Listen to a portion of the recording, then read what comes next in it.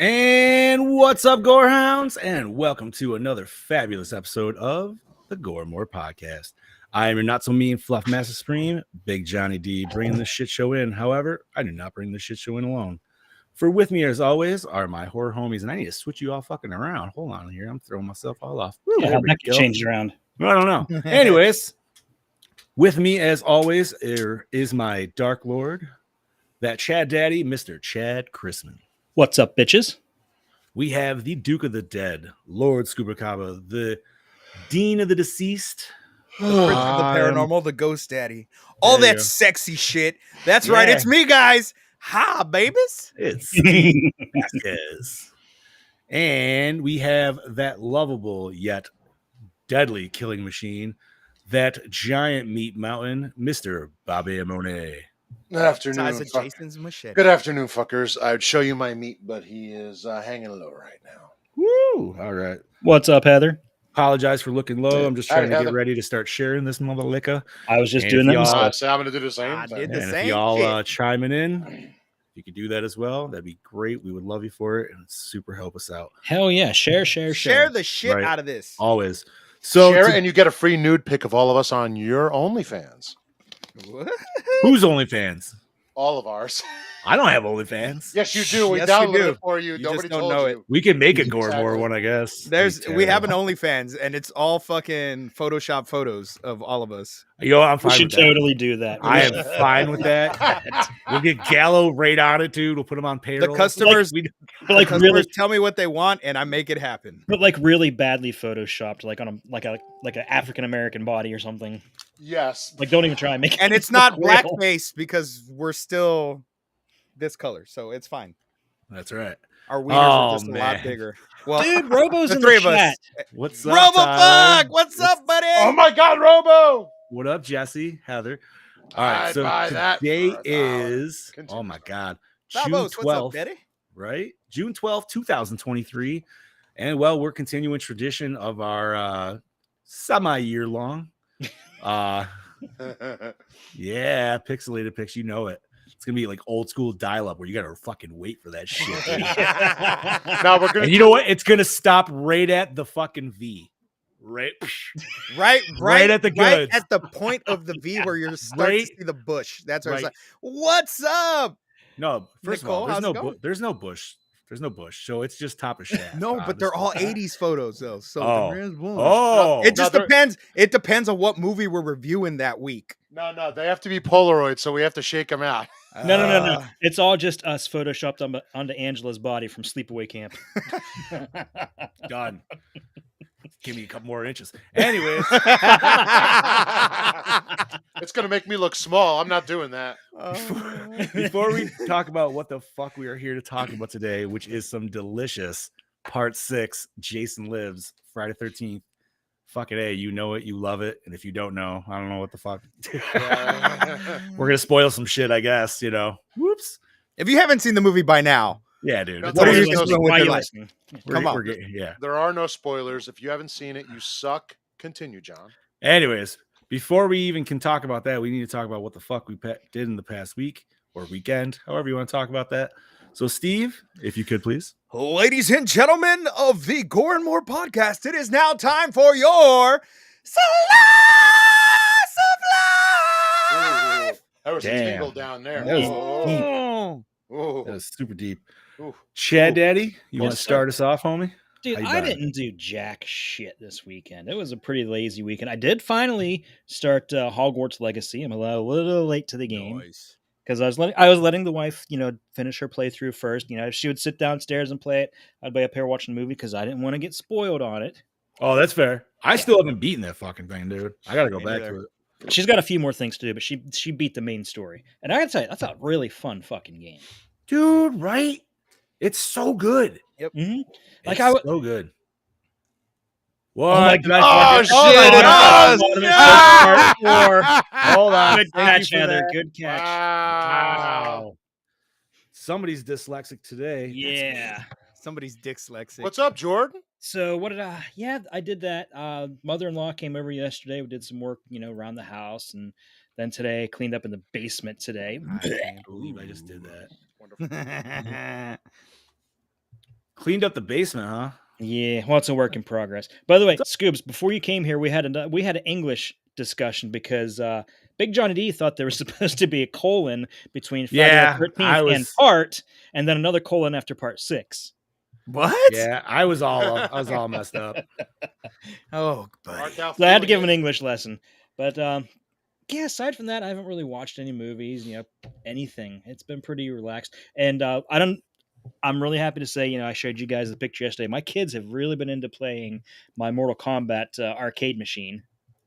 it? That was Hell yeah. awesome. Oh, I that loved was seeing cool. that. That was so cool. Well, they decided over the weekend they started, really getting into it and playing it. And I'm like, well, I have the Ultimate MK3 guide somewhere, and I thought it was in the basement, but apparently I dug it up at some point and brought it up here with the hopes of showing them, and I just kind of forgot about it. So it took me a while to find it, and I brought it back down, and my son's just like ecstatic. He's just like reading it cover to cover. Yesterday he's sitting there reading me like all the bios and who's really enemies with who and who killed who, and like, but anyway, I'm glad to see him really excited about it. So hopefully he'll want to play some of the other games later on. Yep, I have the full set of Nice. that. It's funny because he said he has that. Your mic's dead. I muted myself, so I There you didn't go. make less. I'm sorry. No, I have the MK trilogy pocket size book like that, which has basically all the same moves. But, Bro, look, it's still got the old school Walmart sticker partially on there, man. Nice. Oh my god. Yeah. I think I probably got mine from. I guess it would have been an electronics boutique back in the day instead of GameStop now. EB Oh, Games, man. baby. EB Games. I actually took this bitch to the arcade in back pocket, man. Like this thing has actually done road travel on It did its That's job. cool. It Nice. did. It really did, man. And once again, that's another thing that just doesn't exist. Dude, no joke. And it never I have will. packed away somewhere in the basement the little. I don't know if you remember back when MK2 came out and GamePro. I was It was either GamePro or Electronics Gaming Monthly had little guides. It was in 2 parts, and it gave all the Yes. moves and fatalities. And I still have those somewhere. Fuck yeah, dude. Didn't they have cards? Is that what it was? No, it was like a No. like a magazine almost. But it was EGM though, right? I think so. Yeah. Dude, they always had the sickest cover art and shit back in the day, man. Dude, I loved EGM over fucking GamePro. Oh, absolutely. I don't know why. I just always loved that one more. Better articles. They actually had cheat codes and shit in there. There was a lot of different stuff, dude. Yeah. For sure. Awesome, man. Let's see. I don't think anything else is new. So, Lord Scuba Cabra, what's new with you, brother? I almost died this weekend, and I regret all of it. So I am not on summer vacation just yet, but my mind is on summer mode already. And so I don't work Fridays. My schedule is great. I work from 8 to 3, Monday through Thursday. So Thursday's my Friday. And coincidence, I work Thursday night. So we're having summertime theme parties at the bar, which we've never done before. And I was super excited. And the first one was thrown to me, which I don't know why they made me do it. It was an R&B lovers and friends party. What the fuck do I know about R&B music? Well, let me tell you what I know about R&B music. I know everything about R&B music because don't judge a book by its cover, ladies and gentlemen. Wait. Isn't that the song by fucking Ludacris and Usher? Yes, it is. I was gonna say, I was like, Yes, it is. So we had you a just played lovers that and the whole theme- time, right? It was just no, I didn't play it. I sang it though. But There it you was go. it was like R&B hits all fucking night. Took me back to like my high school days when I was on the fucking phone trying to get in girls' pants, singing them fucking R&B songs and shit. So Hitting on girls in dude, middle school. and so I Nice. fucking, this is how I dress. I wear fucking jeans and a goddamn flannel 365 days out of the year. I decided, you know what? Since it's a theme party, I'm going to dress up. So I wore a nice black shirt tucked in with this nice vest and some black slacks. I looked fly as fuck, but I still wore my Chucks because I don't give a fuck what I wear. I'm wearing my goddamn Chucks. So, yes, Tyler, I was reliving my glory days that night. And drinks just kept coming. They just kept coming. And I am drinking them, having the time of my life. The bar's having a blast. I don't remember when I blacked out, but I blacked out. And I still finished the night, and it was a great fucking night. And everybody complimented me the next day. My phone was blowing up with people like, man, you were on point last night. Like, you did so badass. And I was like, oh, thanks. I don't remember. And, you know, I woke up and I was like, man, I feel okay. I don't feel fucking horrible. I probably should have thrown up last night, but I didn't. So I was like, that's going to be a problem because when I drink a lot and I don't make myself puke, that's when I get super sick the next day. So 11 o'clock comes on Friday, and I literally I feel like the life was just sucked out of me. And not in a good way. Not in a good way, not in the girlfriend way. That's in your a soul way getting like sucked out, Johnny. like a demon just came and just was like, meh. I've never felt that fucking hungover in my entire fucking life. I couldn't keep anything down. I couldn't keep anything in. It was whoo. But it was a good night for everybody else. The next day I died. I felt so shitty. Okay. Cause I do work Friday nights. It was 9 o'clock at night. I got up out of bed finally to go take a shower to get ready for work. As I'm standing in the shower, I start getting dizzy. And I'm like, oh, this is bad. So I finish the shower. I go to throw my boxers on, and immediately I'm like, oh, I gotta puke. I'm still super hungover. I cannot fucking go to work. So I text the other DJ that works the day shift, and I was like, hey bud, can you work a double? Like, I hate to do this to you. 15 minutes till I'm supposed to be in, but I feel like dog shit still. Like I probably fucking have alcohol poisoning, to be honest with you, man. And he didn't message me till like 9:29. I live like a minute away from the bar, so I was good. I get there late. I do what I want, whatever. So as I'm getting ready and I'm about to put my shoes on, he finally texts, yeah, go ahead and you can work my Sunday. And I was like, oh, thank God. Thank you, baby Jesus. So I slept. I woke up Saturday and I still felt like shit. Went to work. I had to work a double because he changed his mind and was like, oh, well, can you work my early shift and just work a double on Saturday? And I was like, dude, I still feel like shit, but yes, I will work for you. Went in, people were trying to buy me shots. I was like, get the fuck out of my face. I don't want any fucking alcohol. I was in such a bad mood because just the smell of the alcohol was just fucking making me just, Urgh. Then Sunday came along and I still felt like shit on Sunday. And I told Mel, I was like, damn, like my stomach's still fucked up. And she's like, you think it's from the drinking? I'm like, yeah, I think 1000% it's from the drinking. So I have come to the conclusion that I can no longer drink like I'm 20, which I already knew, but fuck my life. That doesn't work like that anymore. Yeah. And my weekend was just wasted because I didn't do anything. I didn't do my laundry. I didn't fucking, I mean, the pile of my laundry is right there. It's there. It's done. It's just not put up. And whew, yeah, no. So Mel had to baby me. It was bad. Charlie Your soul died. Yes, your soul said, "Fuck you." Attest, my soul was like, nope. Even last night when we were watching Friday the 13th, I was still kind of like, oh. I made Instant Pot spaghetti for dinner so that Mel and I could watch it, and I ate like a little portion. I was like, I'm done. Like I was just so fucking. Welcome to middle age, buddy. It's not greasy food, man. Yeah. You need greasy food to come back on that shit. Yeah, no, yeah, I couldn't. It was just bad. It was bad. So that's what I did this weekend, Bobby. Well, I did not get white girl wasted. I was beyond white girl. No, you were white girl. I was like, you were white girl blackout. I was beyond that. And what is beyond white girl wasted is my Mexican ancestor wasted. That's how white girl wasted is fun though, because that's just when you're at the woo stage where everything's just you start slapping signs 11:30, dude, and jumping over. That was probably from like 11:30 to 1 or to 11:45 that my white girl wasted happened, and then after that it was just I remember. Nice. I remember. All right, so then I guess I'm the one who did get white girl wasted, but that wasn't until Saturday. But I'll get to that in a second. So Friday, I went to my town, bought back their town fair finally after 3 years. Nice. So we were there. We went and had food. We had food, walking around, playing games with my girlfriend and a few friends of ours. That's literally what we did Friday night. Saturday, now on the other hand, was a wonderful day. Me and my girlfriend went to New York to go hang out with a couple friends of ours and to attend Ghostbusters Day at the firehouse. Where they shot the original and the second one. Did they let you get? Did they have anything inside? Because all the shots I saw you take were outside. You were not allowed to go inside. It's still an active fire station. Yeah. So the whole thing actually starts at 12. We actually got there at 3, so we caught the tail end of it, which we were kind of wanting to do anyway. We didn't know what to expect. Did you get to see the Alessi brothers? No, they were. They left. They weren't well, there what long. the fuck, man? Hey! If it ain't no offense to anybody here, but if it ain't the Ghostbusters themselves, I'm kind of like, okay. Somebody was like, "Wait, dude, somebody wants the Alessi brothers to play in the last 40 years. Fucking bring them out, dude." Listen, if it was like Ernie Hudson there, I'd be like, "Honey, we're going there right after we get off the train. Tell them to meet us there."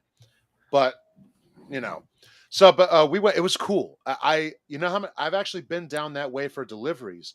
Never went past it once. Oh no! So for me to be like, "Oh shit, this is actually it," but you can like still see inside. Yeah, it's what it looked like. I mean, in '84, because they had to build a set to replicate it. It's exactly what it looks like. Nice. They have the Ghostbusters 2 sign that they used in Ghostbusters 2 inside the firehouse on display. They had a replica Ecto 1, which was pretty much. That was cherry, dude. Yeah, that was cherry for sure. It was nice. The thing is, it's such a boat, isn't it? Yeah, it is all of 16 foot, dude. It is just like, God damn, that is a car. I said to my girlfriend, I said, if I had that car, we would never be late to nothing. I would be late to everything because I'm showing off that bitch everywhere. Well, yeah, but I'm going to be the one speeding with it with that siren blaring like, get out of my fucking way. And I'm also going to be late because I'm parking way in the fucking back, not near anybody, and my ass is walking in. But so no, we did that. It was cool. It was cool to see the firehouse finally, to literally see the car, although it's not the legit one, but to see the car itself. They had a couple of guys still dressed up. So next year we're gonna dress up. Next year we are gonna dress up. Yeah. This year was the year. Let's go check it out. Let's just go see what it's about. They did have some merchandise. I know they made T-shirts and there were a few other things, but at that point, I think they did have mugs and balloons. No, they didn't. But it was fun. And then after that, all of us, her and our friends, we went to the Grand Soho Hotel for drinks. Oh, and then we went to Beetle House, also for drinks, which is a Beetlejuice themed bar and restaurant. No, all right. I was like, what is Beetle House? Look it up. They literally have people dressed up as Edward Scissorhands, Jack Skellington, Beetlejuice, Elvira. They had Wednesday this time, and they have all drinks themed around every. So it's all Tim Burton themed stuff. Yeah, but those drinks, I was about 7 in, and I'm over here like, hey, I feel good. I'm like, I feel good. And then on the way in the Uber, on the way back to the train station, Rebecca's just like, how you feel, honey? I'm like, I feel good. But just fine. I feel good. Oh, you didn't say it. You should have said it like James Brown. I feel good. I feel good. I couldn't get my voice that high. At that point, I was like, hey, I feel good. Right. And then Sunday was another day. Me and my girlfriend were, again, with more of our friends. We were in Clinton, New Jersey. We went around the little town. Went to a hot dog joint for lunch. And then we went back to their house, played a board game, and just chilled out. That was it. That was my weekend. Nice. I got to celebrate it with the Ghostbusters, so I was happy about that. And good friends and my lady. I got not a fucking complaint. Super jealous. I showed Mel the pictures. I was all, look where the fuck Bobby's at. But now I know where it is. So if you guys come to me, it ain't hard to get to. We'll just get on the fucking train and we'll go. Drive for me. I just got to do it. Do it. But So, but Yeah, that was shit. that was If it's 6 hour driving, man, I know. if it was 6 hours for me, I'd fucking be there every I goddamn think New York weekend. City's about a 6 hour drive for me as well. Steve, I'm just saying, dude, like I've been to New York City a handful of times. I personally hate it there, dude. Really, dude, I I- loved it so No. much. yeah. We actually are really loving. I it now. love the I hustle and bustle. don't- Like the I'm not a fucking- city person. I felt so claustrophobic, dude, in that whole fucking city. I was just like, nope, get me the fuck out of here now. I was trying to get mugged. I did all the shit they said not to do. Homie, no. I was on the subway. There was me and my three. I think I've said this story, but we just got out of Evil Dead the musical. We were covered in blood on the subway. We were the fucking weirdos where everybody's like, yo, dude, y'all okay? Like, yeah, we're good. Yeah, we're good. But Yeah, I don't know, that was. man. But real quick, that was my weekend. Johnny, you're up. All right, I'm gonna keep it short, sweet. Saturday I didn't do shit for some reason. It just was kind of a mad day, not warm enough to really go swimming in the pool, and grass didn't need mowing, nothing. So I literally I passed out early Friday night.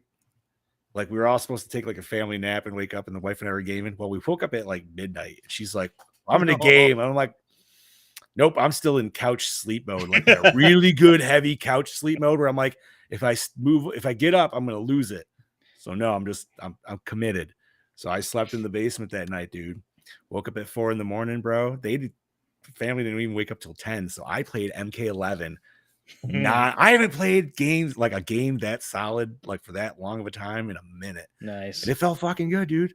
And the wife's like, well, I want to be a bum. So I played fucking more MK11 that day. And then went to the drive-ins for the first time for this year. Because daughter wanted to see Little Mermaid. So we went and saw that because that was the first movie. And I was going to stay for Fast 10, but dude, Little Mermaid didn't end till like 11:30.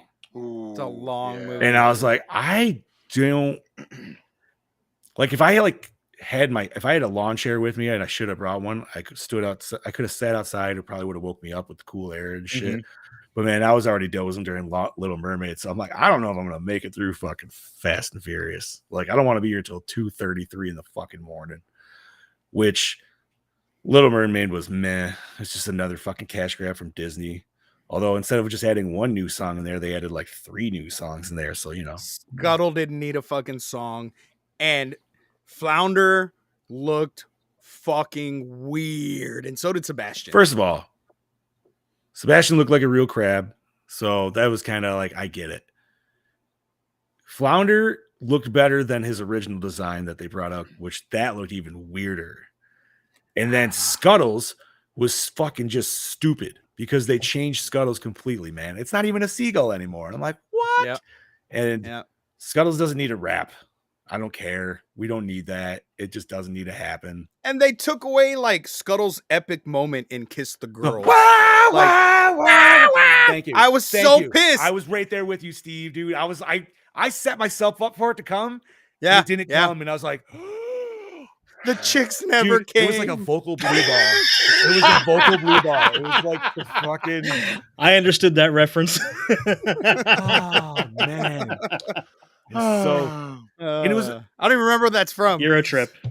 Oh, no, yeah. that's right. That's So right. like, I gotta ask you because I watched it in the drive-in. It seemed like a really dark movie. It was Like it was very so dark. hard to see some shit, dude. Like I could barely see the shark during the whole shark. Well, and it could be because I was in No. drive-ins, but I'm like, man, it might have been the drive-in this- because it looked horrible. it felt like a DC film, bro. Like I was you like, could this is see, dark. Like the goddamn. CGI was so bad, and it was so distracting whenever anybody underwater was on screen, and the CGI just looked like shitty fucking like PS1 fucking CGI. Like Ooh, that's bad. it was bad. It was though? so fucking I bad. will say, I will give kudos to where kudos deserves. Melissa McCarthy. Melissa McCarthy did fucking kill it as Ursula, man. She Like, killed it. I She feel was like- the only saving grace Yep. for that movie. I feel I'm like I'm not surprised. She has good acting chops. So and she she can sang. sing. She sang Dude. really well, bro. She like this might seem like a dick move, but it's like it's almost like she was formed for that role, dude. You know what Yeah. I mean? Like, Yeah. as Yeah. fucked as that kind of is to say. yeah, no, but it's like I love Melissa McCarthy. So I'm no, not like she surprised. was she was definitely the best in it, and I like the new added character of like Prince Eric's like Alfred. Like I was just like, all right, cool, we Yeah. got an Alfred now. Like that's Yeah. no, actually, you know what? He was in the OG cartoon. He Yeah, he wasn't was. in as much, I don't think. See, I've seen The Little Mermaid once. I don't Bro, remember much about it. It was my daughter's favorite movie, so That's- it was on repeat. I hated it as a kid. Watched it as an adult with my daughter, which made me hate it even more because now you're watching it as from an adult and you have the 16-year-old kid telling her father that she loves some dude she's never met and she's running away. It's like, Yeah. what the fuck are you talking about? Get your ass in the Get your ass inside. Get your ass inside and cover up, So goddamn it. anyways, we saw that shit. Sunday was just kind of loaf around and do normal chores like it is. But in the middle of that day, we went to the local theaters and I saw the new Transformers, which was fucking epic. Chad, don't be mad. It was awesome. Best Transformers movie. I don't think I'm gonna get a chance to go see it, to be honest. Bro, Oh, like goddamn it, Bumblebee was fantastic. And it really was. And if it gave me just like that first 15 minutes, but like an hour and a half of that, it would have been the cream of the crop. But this was right there. I wanted more of this, though. I wanted more Maximals. That was my one gripe. And I was like, I wanted Cheetor had like no dialogue. Thank you. And neither did Rhinox. And I'm like, what the fuck? Like they just kind of this is came in. supposed to be about Where the fuck them. was Rat Trap? Come on, And dude. that was my biggest bitch when they announced the movie and they announced the Maximals that were going to be in the movie. I'm like, how do you not fucking have Rat Trap? Is literally one of the main fucking other one besides Dinobot, which Dinobot I understand you could argue. Which is Dinobot Scourge? Is that I was kind of confused. No, you mean Megatron? That wasn't Megatron. That was Scourge. No. I know it was Scourge, but in the cartoon that was Megatron. Right, but there's Dinobot. There's Dinobot too. Dinobot was yeah. But if you look at Dinobot's like fucking spinny blade thing and his other thing, it looks very similar like to Scourge's. So I was like, is he Dinobot? But he was never a dinosaur in this. So I was kind of like, he was just another truck. I didn't really know him from Transformers lore. I don't. Yeah, know well, I don't. They what were they called? The Predacons, right? Is that what? But they weren't the Predacons in this one because they were the minions. They were the Terracons. Yeah. Oh yeah. Which they were the Terracons are like a whole different fucking like faction. I don't know. Yeah. But that's my thing is like which they're already leading into something else. We're not going to go there, but I want a more full Beast Wars movie. You'll never get it. Why? You'll never get because the whole selling point is Optimus Prime. Everything has to center around him. Primal was badass though. Dude, I don't know, man. Like they kind of made like Prime was cool in this. Prime was definitely dope, but you could see you could feel the luster of Prime kind of going off, and now it's kind of going more on all the other. Well, then Peter Cullen's voice too. You could tell he's getting tired. That man is tired. You could tell in the voice of Optimus that he's showing his age in his voice now. But I loved when they maximized and fucking you actually see them in their robot form, dude. Primal looks so fucking badass. Fucking forever though to do that. Yeah, but no, fantastic. And then we finally get an exosuit, which I was fucking stoked about. Yeah, that was cool. And what's his name? Oh my god, who turned into the exosuit? Whatever. What the hell's the name? Oh, Jesus. Oh, Jesus Christ. Right. I could see the actual actor and everything. He's like, he's like the new, like, he's not Bumblebee, but he can actually talk. I can't even remember his name. And it's played by, holy shit, dude. What the hell's his name? He's the Beetlejuice looking motherfucker that everybody loves now. Kim Kardashian. He was dating Kim Kardashian and all that. Pete Davidson. Yeah. Pete Davidson voiced him. So I understand like some people are like, but you know what? He did a fantastic job. And I thought it was, dude, I don't know. He had a bit part in Fast 10 and he was fucking hilarious. Yeah, dude, like he was so funny in this one, dude. Like he was the funny, which you could kind of say, but I don't know, man. The Maximals were fucking dope. I wanted more of it. It's cool how they kind of like how this fits in still with the other ones. Like I'm still trying to figure out though, because this is all past stuff, which is fine, but I'm still like, man, if all this shit went down pre Shia LaBeouf. I don't think I'm hoping they write that off. I don't think they do, man. Nothing to do with that.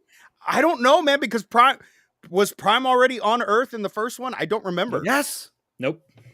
Are you sure? No, he came to Bumblebee was the only one one in space. So they have to be fucking rewriting it, especially with the crossover that's coming. Maybe not. When did the first? I don't know, when man. did the first Transformers happen? 2005.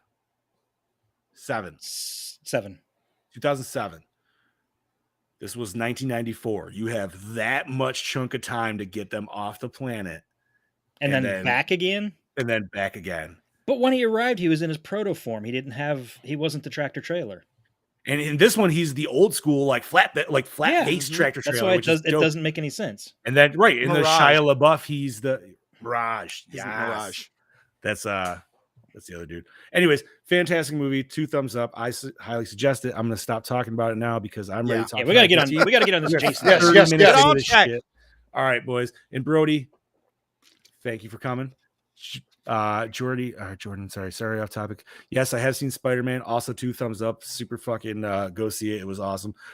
Yes. Soundtrack wise, oh man, dude. Between this and Transformers, Transformers is straight up 1994, amazing early 90s hip hop, which is but man, Spider-Verse was fucking, the soundtrack was fantastic and that shit too, and the score as well. So it's tough. Everybody's hearing the score now all over Instagram, so it's not like you're not going to hear that shit. But yes, go see that shit. All right, we are talking 1986's Friday the 13th, Part 6, Jason Lives. Yeah. Who wants to take this? Chad Daddy? You haven't done one in a minute. Yeah, Friday the 13th, Part 6, Jason Lives, released August 1st, 1986. Jason rises from the grave to wreak havoc upon a new group of unsuspecting campers in an ultra-bloody rampage. As a child, Tommy Jarvis killed mass murderer Jason Voorhees, but now years later, he's tormented by the fear that maybe Jason isn't really dead. Determined to finish off the infamous killer once and for all, Tommy and a friend dig up Jason's corpse in order to cremate him. Unfortunately, things go seriously awry, and Jason is instead resurrected, sparking a new chain of ruthlessly brutal murders. Now it's up to Tommy to stop the dark, devious, and demented deaths that he unwittingly brought about. Directed by Tom McLaughlin, One Dark Night, Sometimes They Come Back. Written by Tom McLaughlin, Amazing Stories, She-Wolf of London, and produced by Don Burns, the unseen top dog. Take it away, Bobby.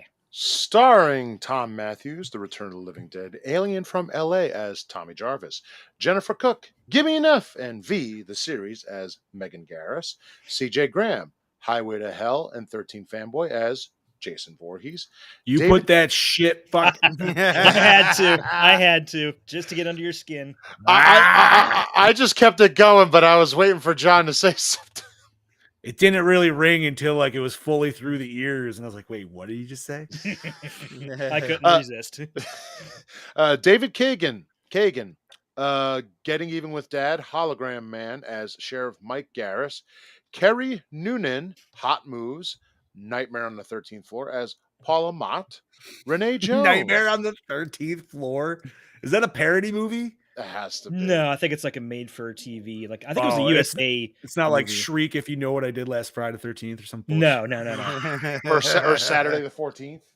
Is that what? Yeah, whatever. Something like that. Renee Jones, Days of Our Lives, The Terror Within 2 as Elizabeth Sissy Baker. I just want to stop you right here, Bobby, just to bring this up. No. During my research, I found Renee Jones. She was on Days of Our Lives. Yes.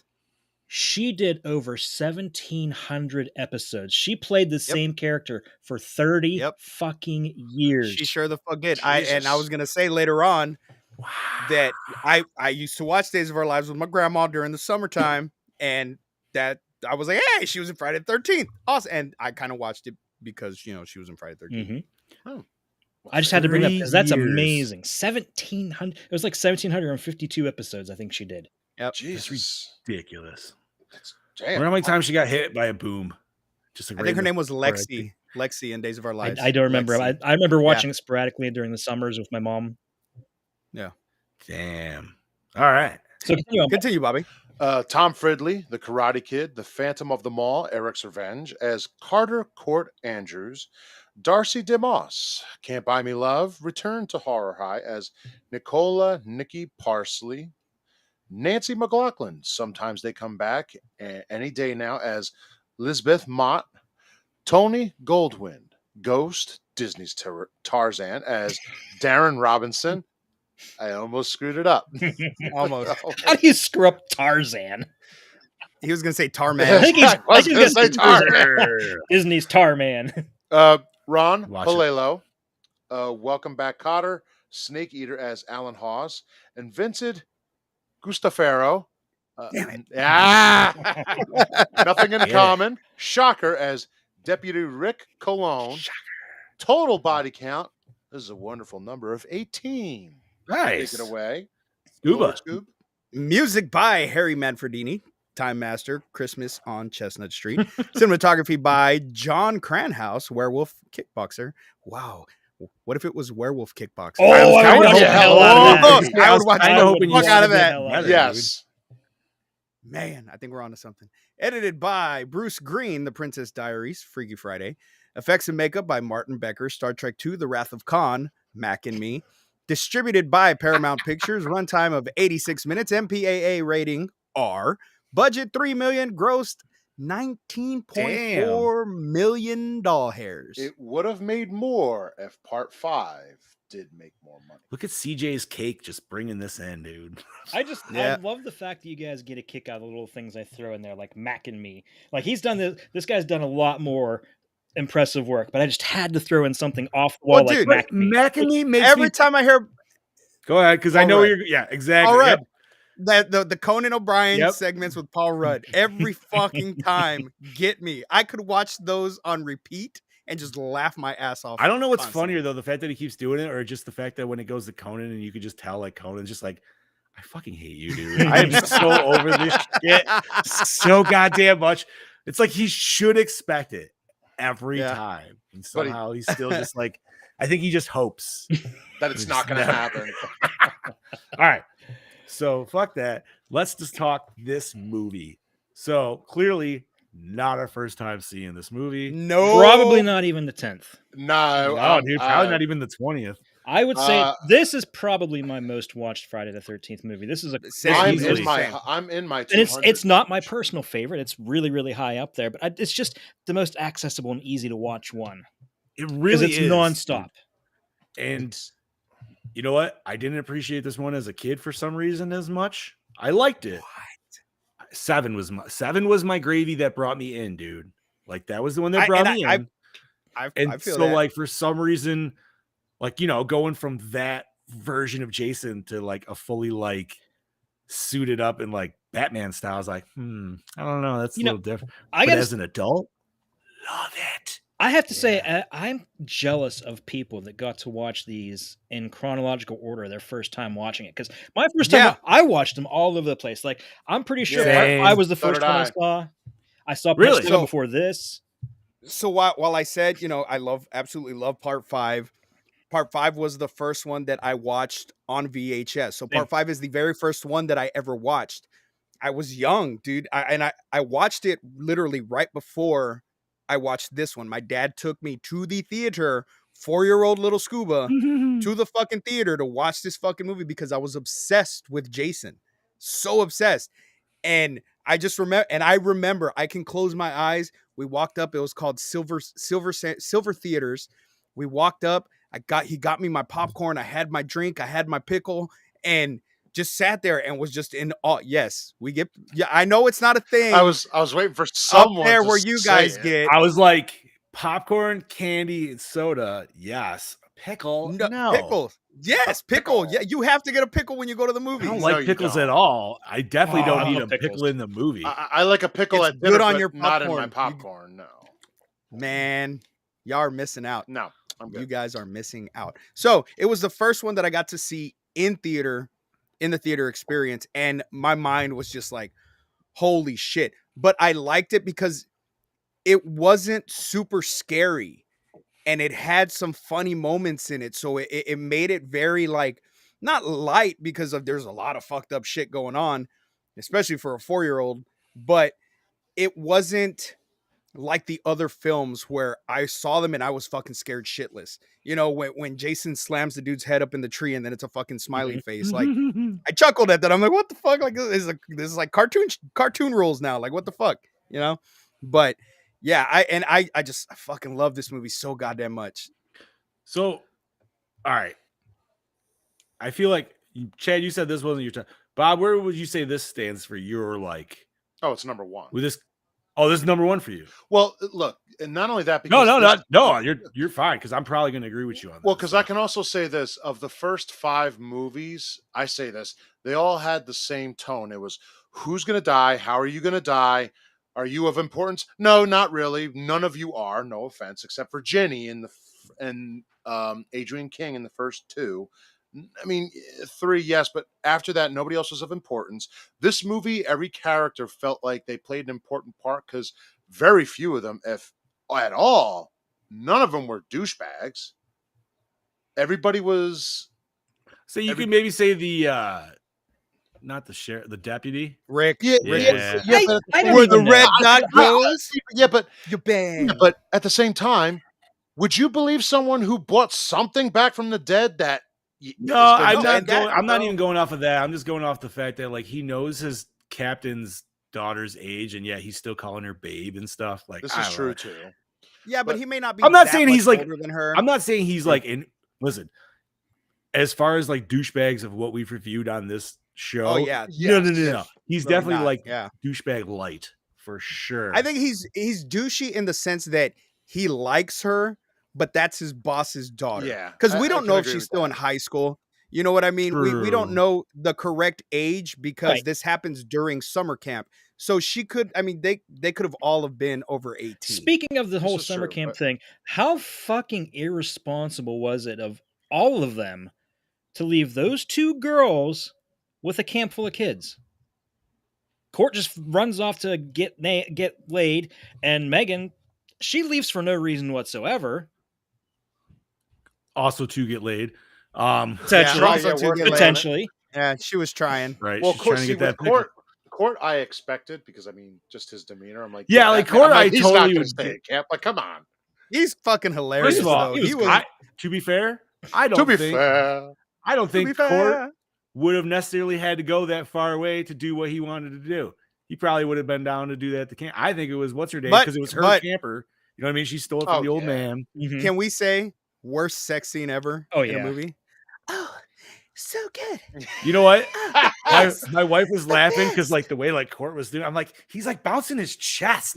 Like he's Yeah, not he bouncing was. his He was, like, hips. He's like bumping. bouncing, he's like pumping his chest like this. I told Mel I'm gonna try that maneuver next time. see if it works. right. He's like, yo, get on top and start dancing like that. Just crazy like 80s, like swing hair But, around and oh stuff. yeah, but no, this is my favorite. It just this one fires on for me all cylinders.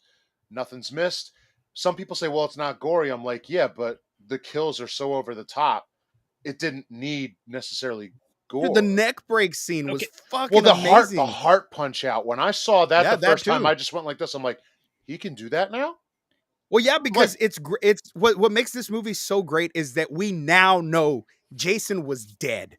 He is now Yes. a zombie. Mhm. You know, because people have the argument, was he dead in part 4 or not? We don't know. We don't have any solid evidence to say that, yes, that was an undead Jason. In this one, we know the motherfucker's back from the dead. He's got fucking Frankenstein powers now. Yep.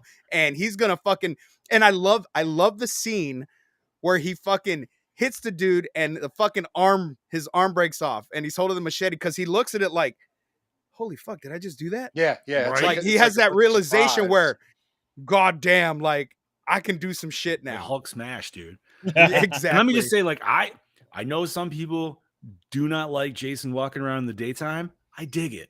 Oh, I Yeah, like I that. know- I yeah, love it. because why wouldn't Love he? it. Right. First of all, he's not a nocturnal creature by any No, he's- yeah. fucking means. So he's not going to do that. He's getting to his fucking place. And we've had Mhm. Jason in the daytime before. It's not, you know what I mean? Let's go back Oh, to yeah. part 2. Fucking running across the road Bigfoot style. You know what I mean? Like he's Well- done this shit before. Not even just part 2. But this is really the first time you get a full shot of him in the daylight. This is Bro, true. and they Every- straight up do that one shot of just his ass. It's just like, man, Graham has just got some cake in the No, that's fucking not pan. Was that CJ. him? That's No, not that's him. CJ. No, that's that's not not CJ. him. That was- That's not yeah. CJ. No, no, no. So I'm sure this is in your thing, but I'm going to say this Mhm. now. Go ahead. None of the daytime is CJ. Nope. Who is it? They Yeah. started with those shots. That was a stunt coordinator who is actually a big time stunt coordinator now by the name of Doug Bradley. Oh, okay. No, Tom- it's not. It's not Doug Bradley. Or Dan Bradley. Sorry, Yeah, Dan Bradley. that's it. Sorry. Dan Bradley. Yep. I okay. just That's all. Okay. In But head. Tom chose him, and they were doing all daytime stuff because everything else was nighttime. and they get a few dailies back, and they literally called him, said, "We're making changes." And he's like, Yep. "What do you mean we're making changes?" They're like, "Jason literally looks a little too plump for someone who's been dead for however many years." He was And they looking said, "We're." thick. He was. He was thick. They literally found CJ working a nightclub as a security guard, and he said he's big and imposing, and he's fit. That's the guy that's literally what they said. No acting chops. He had military chops. Yep. But that was it. He had stripping chops. And he's a great guy. Oh, I met him when I went to Blairstown. Like, he was just cool This as is shit. post Chippendales, correct? I believe so, yes. I'm not sure. Or around that time. Or was Chippendales after the fact? Like he did a tour. But yeah, that's how they literally found CJ. Was literally we need a guy large and imposing. Yeah, he's cool. Come on. No, he was he was fantastic. You know, obviously in the next one we get the infamous Kane shoulder breathing and shit like that. But like CJ had his own fucking like persona behind the mask. You know Yes, what I he mean? did. Dude, he And definitely remember, had his own stance, his own fucking like Dan Bradley wasn't even their top choice. They wanted Ted White back, and he said no. Yeah, he's a he was offered 5 and 6. He said in interviews, he's like, I was offered both of those films, and I turned them down, and I'm sad that I did. he was pretty old at that point, wasn't he? Oh yeah. He was 50, 50 something at 4, right? 4. Yeah, he was So almost 60 when he did 4, I think. But for a man who was in his 60s at 6'4", almost 6'5", I'm pretty sure he would have still kicked major ass because he did. Look at CJ Graham now, dude. He still looks. Oh great. yeah. You know, honestly, man, like out of all the Jasons, that motherfucker's like the most well built and fucking. Yeah, he's still well built. I mean, even Kane's kind of deteriorating there. Well, a bit, he also had a. He's heart been through a problem last lot. year, so yeah, he's been through a past lot. couple years. Yeah. But we're all in agreement, right? Like Joe's comment said, this is all Tommy's fault. Yes. Oh no, it is. Oh no, it is. Wait, whose comment? Tyler.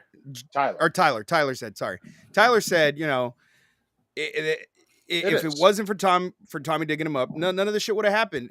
And you would think that he would have fucking learned. And he never mentions it. He never fucking mentions it either, asshole. Like it's literally his nightmare from part 5. From part 5 come to life.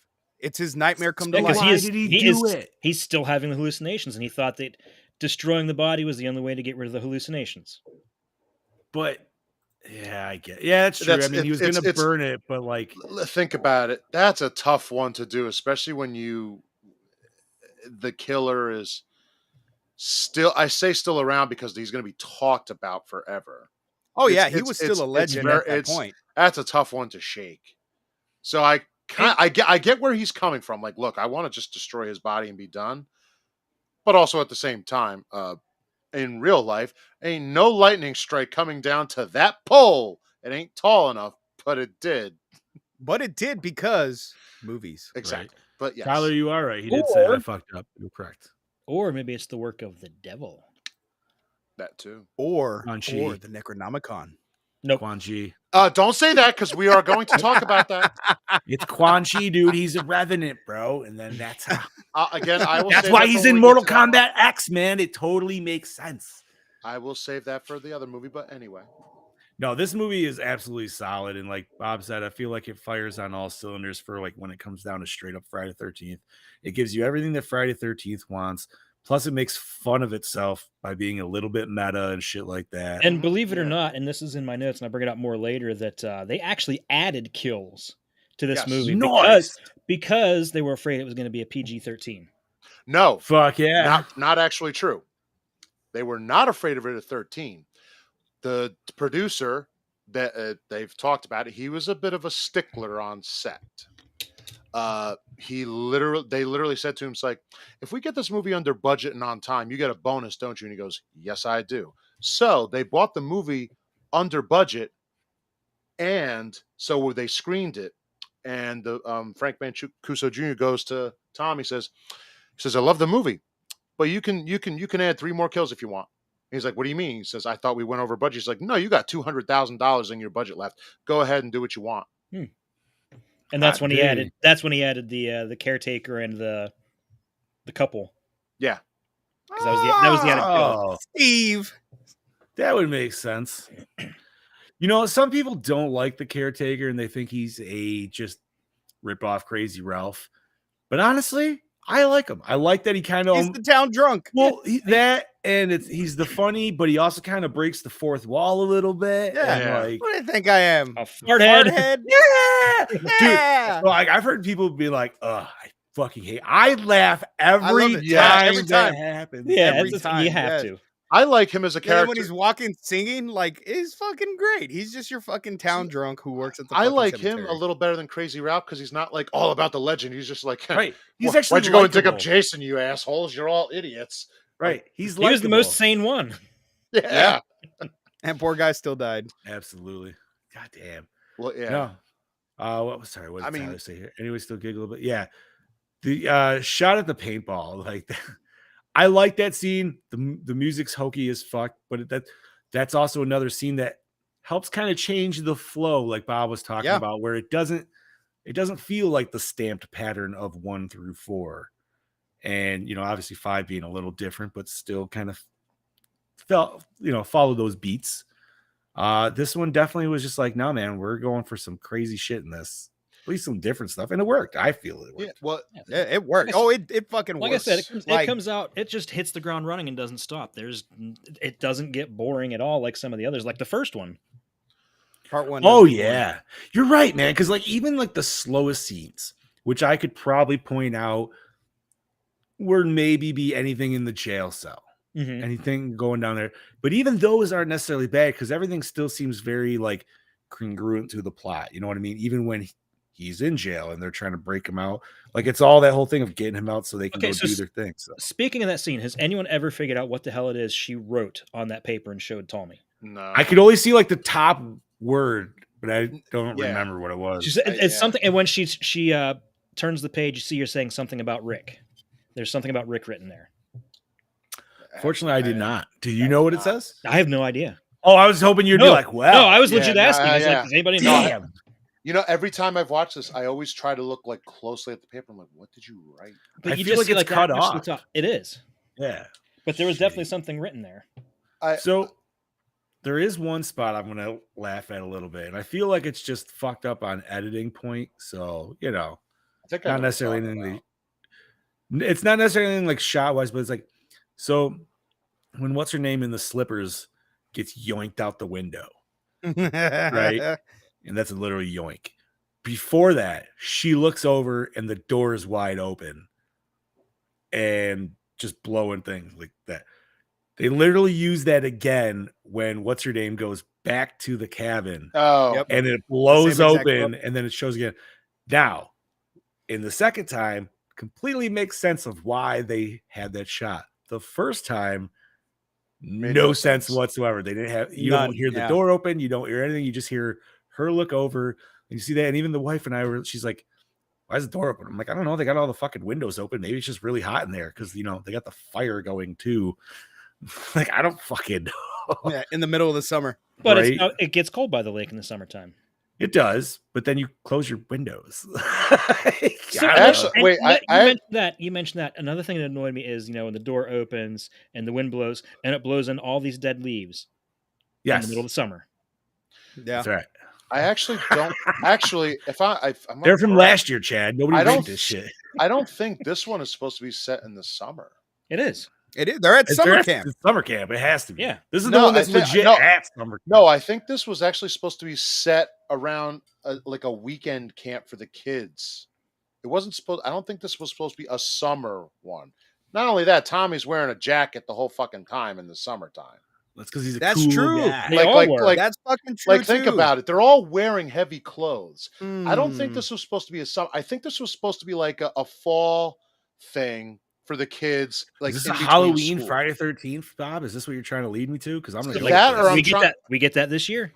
That, or what I'm also trying to tell you is, I think this was supposed to be like a Thanksgiving. Tyler says it's a weekend like camp. thing or something. And It's they a did say it was a camp. weekend camp, but do they do that in the middle of the fucking fall? I mean, you can. Yeah, I did that. Yeah, like the YMCA camps and everything around Well, here. I mean, Sometimes do that. so shit. when I was in middle school, we actually did a weekend at Stokes in Like I said, Jersey here. we live in a very rural area, so camps like that, don't really exist around here. We don't have them here. I mean, we have camps here in Like Texas. people just have but camps. No, there's no. I was There's poor. no like. I never went. Yeah, I no, never wanted to go to one of those. I thought they were weird as fuck. Dude. I always wanted to go to summer camp. Well, Like I was telling yeah. Mel. Like I said, the whole concept of going to summer camp is just weird to me because, like I said, Listen, it's man. not around here. I saw fucking, what was it? Husky? No. What was the fat kids movie? Heavyweights. Heavyweights. Yeah. I Heavyweights. saw that shit. I didn't want to go. Right on that. I The also movie was will, fantastic. Dude. I will also say this about this movie: the other movies had tension, but I don't know about you guys, but the tension in this, because we didn't know what Jason was going to do, the tension was so high, especially during his stalking of Paula. You can't tell me that just didn't make you go, is he going to blast through that wall and get her? Is he just going to go with this? Well, I was going to say, I feel like the most tense scene would actually lead into a question that Scoobs I know wanted to bring up. And that would be when he is in the girl's cabin. I would say probably looking at the younger girl. And we have the stare down. And obviously he gets distracted and gets pulled away. But what would have happened if Jason had not gotten distracted? I think. See, and that's my thing. So I always assumed that he was bullied at camp by the other campers that were there, and that's why Pamela didn't want him around any of the other campers. So I would assume that he would kill children because fuck them, they fucked with him too.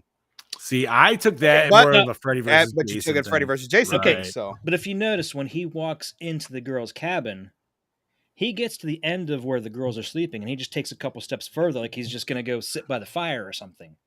Like he does. He walks past the campers. I don't know what he's after, but he's not after them because he walks past them, and then she makes noise, and he turns around because she was in the very last bed. Right, like he could have just been slaughtering him asleep. Yeah, it's not like he hasn't done that before. To like we're just stabbing through a tent or something like that. Like Angela killing his little kids. I do wonder, like, if she didn't make that noise, what would he have done? So, like I said, I think the bullying thing was more of to me, it seemed more of an introduction with Freddy versus Jason, because that was kind of more the whole time thing of like us trying to, like, if you look at us where we were as like in a nation, like, the anti-bullying shit was starting to come up a little bit more in the earlier 2000s. That was just part of a nightmare flashback that we didn't actually, that we don't even know actually happened. No, right. So, and but there is a comic. There is a comic where Jason, there's another kid that's at camp that kind of has the same deformity that Jason has. Right. I don't remember the run of the comic, or it may have been just a one shot, but Jason basically takes him with him and kills all those kids that were picking on that one kid that was deformed. And by the end of the comic, Jason ends up fucking killing the kid too. But he basically takes the kid under his wing and gets him out of camp. But he does kill those little kids that were picking on that little boy.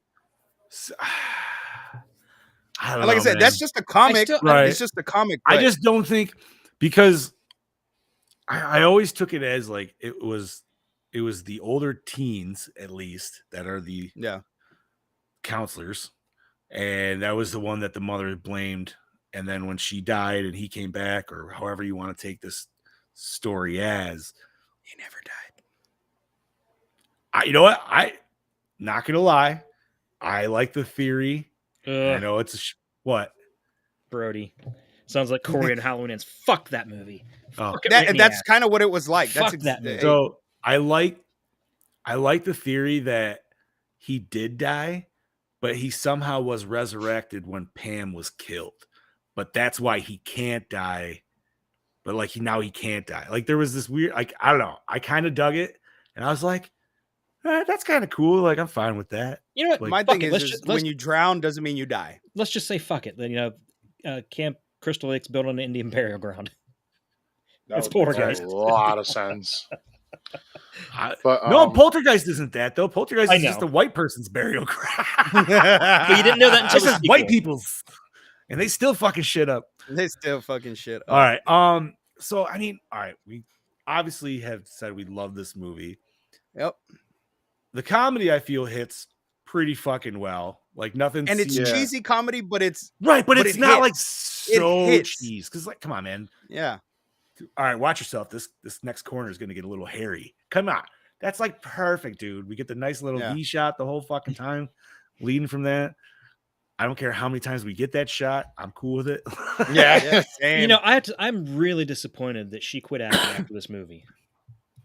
Really? Yeah, she did. No shit. No, I think, like, honestly, I mean, I love young Tommy from part 4, but Tommy from part 5, he's throwaway. This is like, this Tommy's like legit, and I'm glad. And they wanted him to come back. Right. And I'm glad. Doing part 5. Listen, I'm not going to lie, dude. I'm sure we can talk about it. I'm glad that certain fan films have used him to try to like continue that kind of story. I think it's cool. No, I agree with that. He is the only, other than Jason, Himself. he is the only legacy character in the series. And he is. If anything, if the studios, I mean, that the studios, once they start making these movies again, if they want to do a continuation or whatever the fuck they want can to wreck do, on that shit. he deserves to play Tommy Jarvis on the big screen again. Yes. Well, the way they're doing all these legacy reboots anyways, why not? You know? Like, I don't give a fuck about, I honestly, and you guys may not feel the same, but I don't care about any of the final girls in the other movies. Ginny. Like, they're talking about bringing them back for the series that they're doing, and I'm like, man, I don't really care. Like, I want to see Tommy Jarvis. I want to see Tom Matthews as Tommy Jarvis again. Well, I would like to see Ginny only because she made that little connection with him, because then she could, Tommy could be like, how did you survive him? Well, that's because she was using her actual psychology training. So she's the only other one that I would be like, yeah, okay, I would like to see you do something in there. Word. Yeah, I don't know. I'm trying to think what else. Honestly, dude. Oh, that was my last question. How much can Tommy squat? Because that motherfucker's picking up boulders, dude. That would literally probably break the boat. I mean, the way he was moving it, I mean, maybe, but bro, that's some strongman competition boulder shit right there. Yeah. You know, well, I don't know. That was he rolled it. Well, here's the funny part. That was fake anyway. I know. Well, I'm trying to put it in the context of, okay, if that was a real fucking rock, that fucker would be heavy as fuck. Yeah, there's no way he would have been able to get it out of the boat. Like, none. I think I'm curious how he got it into the boat without sinking the boat. Right, that too. The boat was just if you look right at, through. If you look at the boat though, when it's in there, that boat is pretty low. It's like that far above the water. But I think he had the idea of that boat not coming back to shore the whole time. That's fair. I did like how he looked in the one prior to that and saw a dead cop and was like, "Oh, that one's taken." I want to bring this up. You know, aside from maybe the sheriff and the kids, this was a very attractive cast. Yeah. Fair. Well, no. Honestly, the one girl that was just shellacked all over the cabin. I can't remember what's her name at the time. Paula. Yeah, I don't know, man. She looked like she was like 40 for some reason. I would disagree. There is one scene in particular, and it shows up a close up of her face, and I'm just like, wow, she does not look 20, if that's what she's supposed to be. But I don't know. She looked like Reba McEntire, but like 2000s Reba. I don't see a problem with that. That's fine. Either. I'd bang Reba. Yeah. I'd bang Reba. Same. I'm just saying in comparison to the other ones, though. But that's fair. All right, let's hear what the fucking sexy saucy Aussie has to say about this shit. Well, howdy fucking doody there, folks. It's your DKB here, back for another episode of Gore, and this week I'm here to talk to you about Friday the 13th, Part 6. Now, this film is nothing but a fun, nostalgic, enjoyable ride from start to finish. It's definitely one of them films I used to watch a fuck ton as a kid. I would even just, put it on every now and then, or just have it on as background noise, and The reason I say background noise is because what Tom McLaughlin was able to do with these characters, not only are the actors able to really carry out their performances, but it's the dialogue between each character that I find fun. So I could just sit there and do something completely different and listen to the fucking film and just, have a good time with it even. So I think the soundtrack to this is absolutely fucking fantastic, whether or not you got the Friday the 13th score or Alice Cooper just banging out some fucking fantastic 80s metal tunes. So yeah, Tom McLaughlin in this film and how he was able to make this a really enjoyable sequel, and it's definitely it's just downright fun and executed extremely well with this simple badass idea of resurrecting, Tommy Jarvis, bringing that character back, and having Tom Matthews play him, who's a fantastic actor, and I thought was fucking awesome for this. It's just to see the way they were able to pay homage to Frankenstein to resurrect Jason and try and wipe him out for good, but yet they somehow fucked that up and we get zombie Jason for the first time. So yeah. I was going to say Tom Matthews, sorry. Director Tom McLaughlin was able to execute that extremely well, and like I said, it's a very, very fun time, this film. So, like I was saying before, Tom Matthews portraying Tommy Jarvis. Every time I think of Tommy Jarvis, I think of Tom Matthews. And that's no disrespect to Corey Feldman. I thought Corey Feldman did an awesome job, but Tom Matthews was able to bring to life this character a little bit more. We go on this journey with him from start to fucking finish.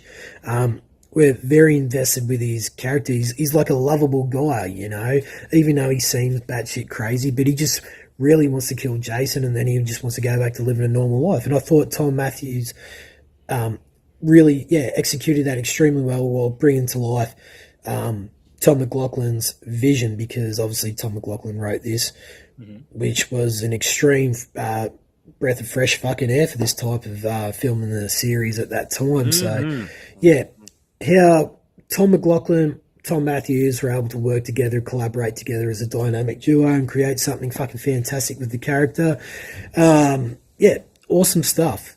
Incredible work. And like I said, Tom Matthews is a fantastic actor. I can't really fault him for anything in this film. Awesome.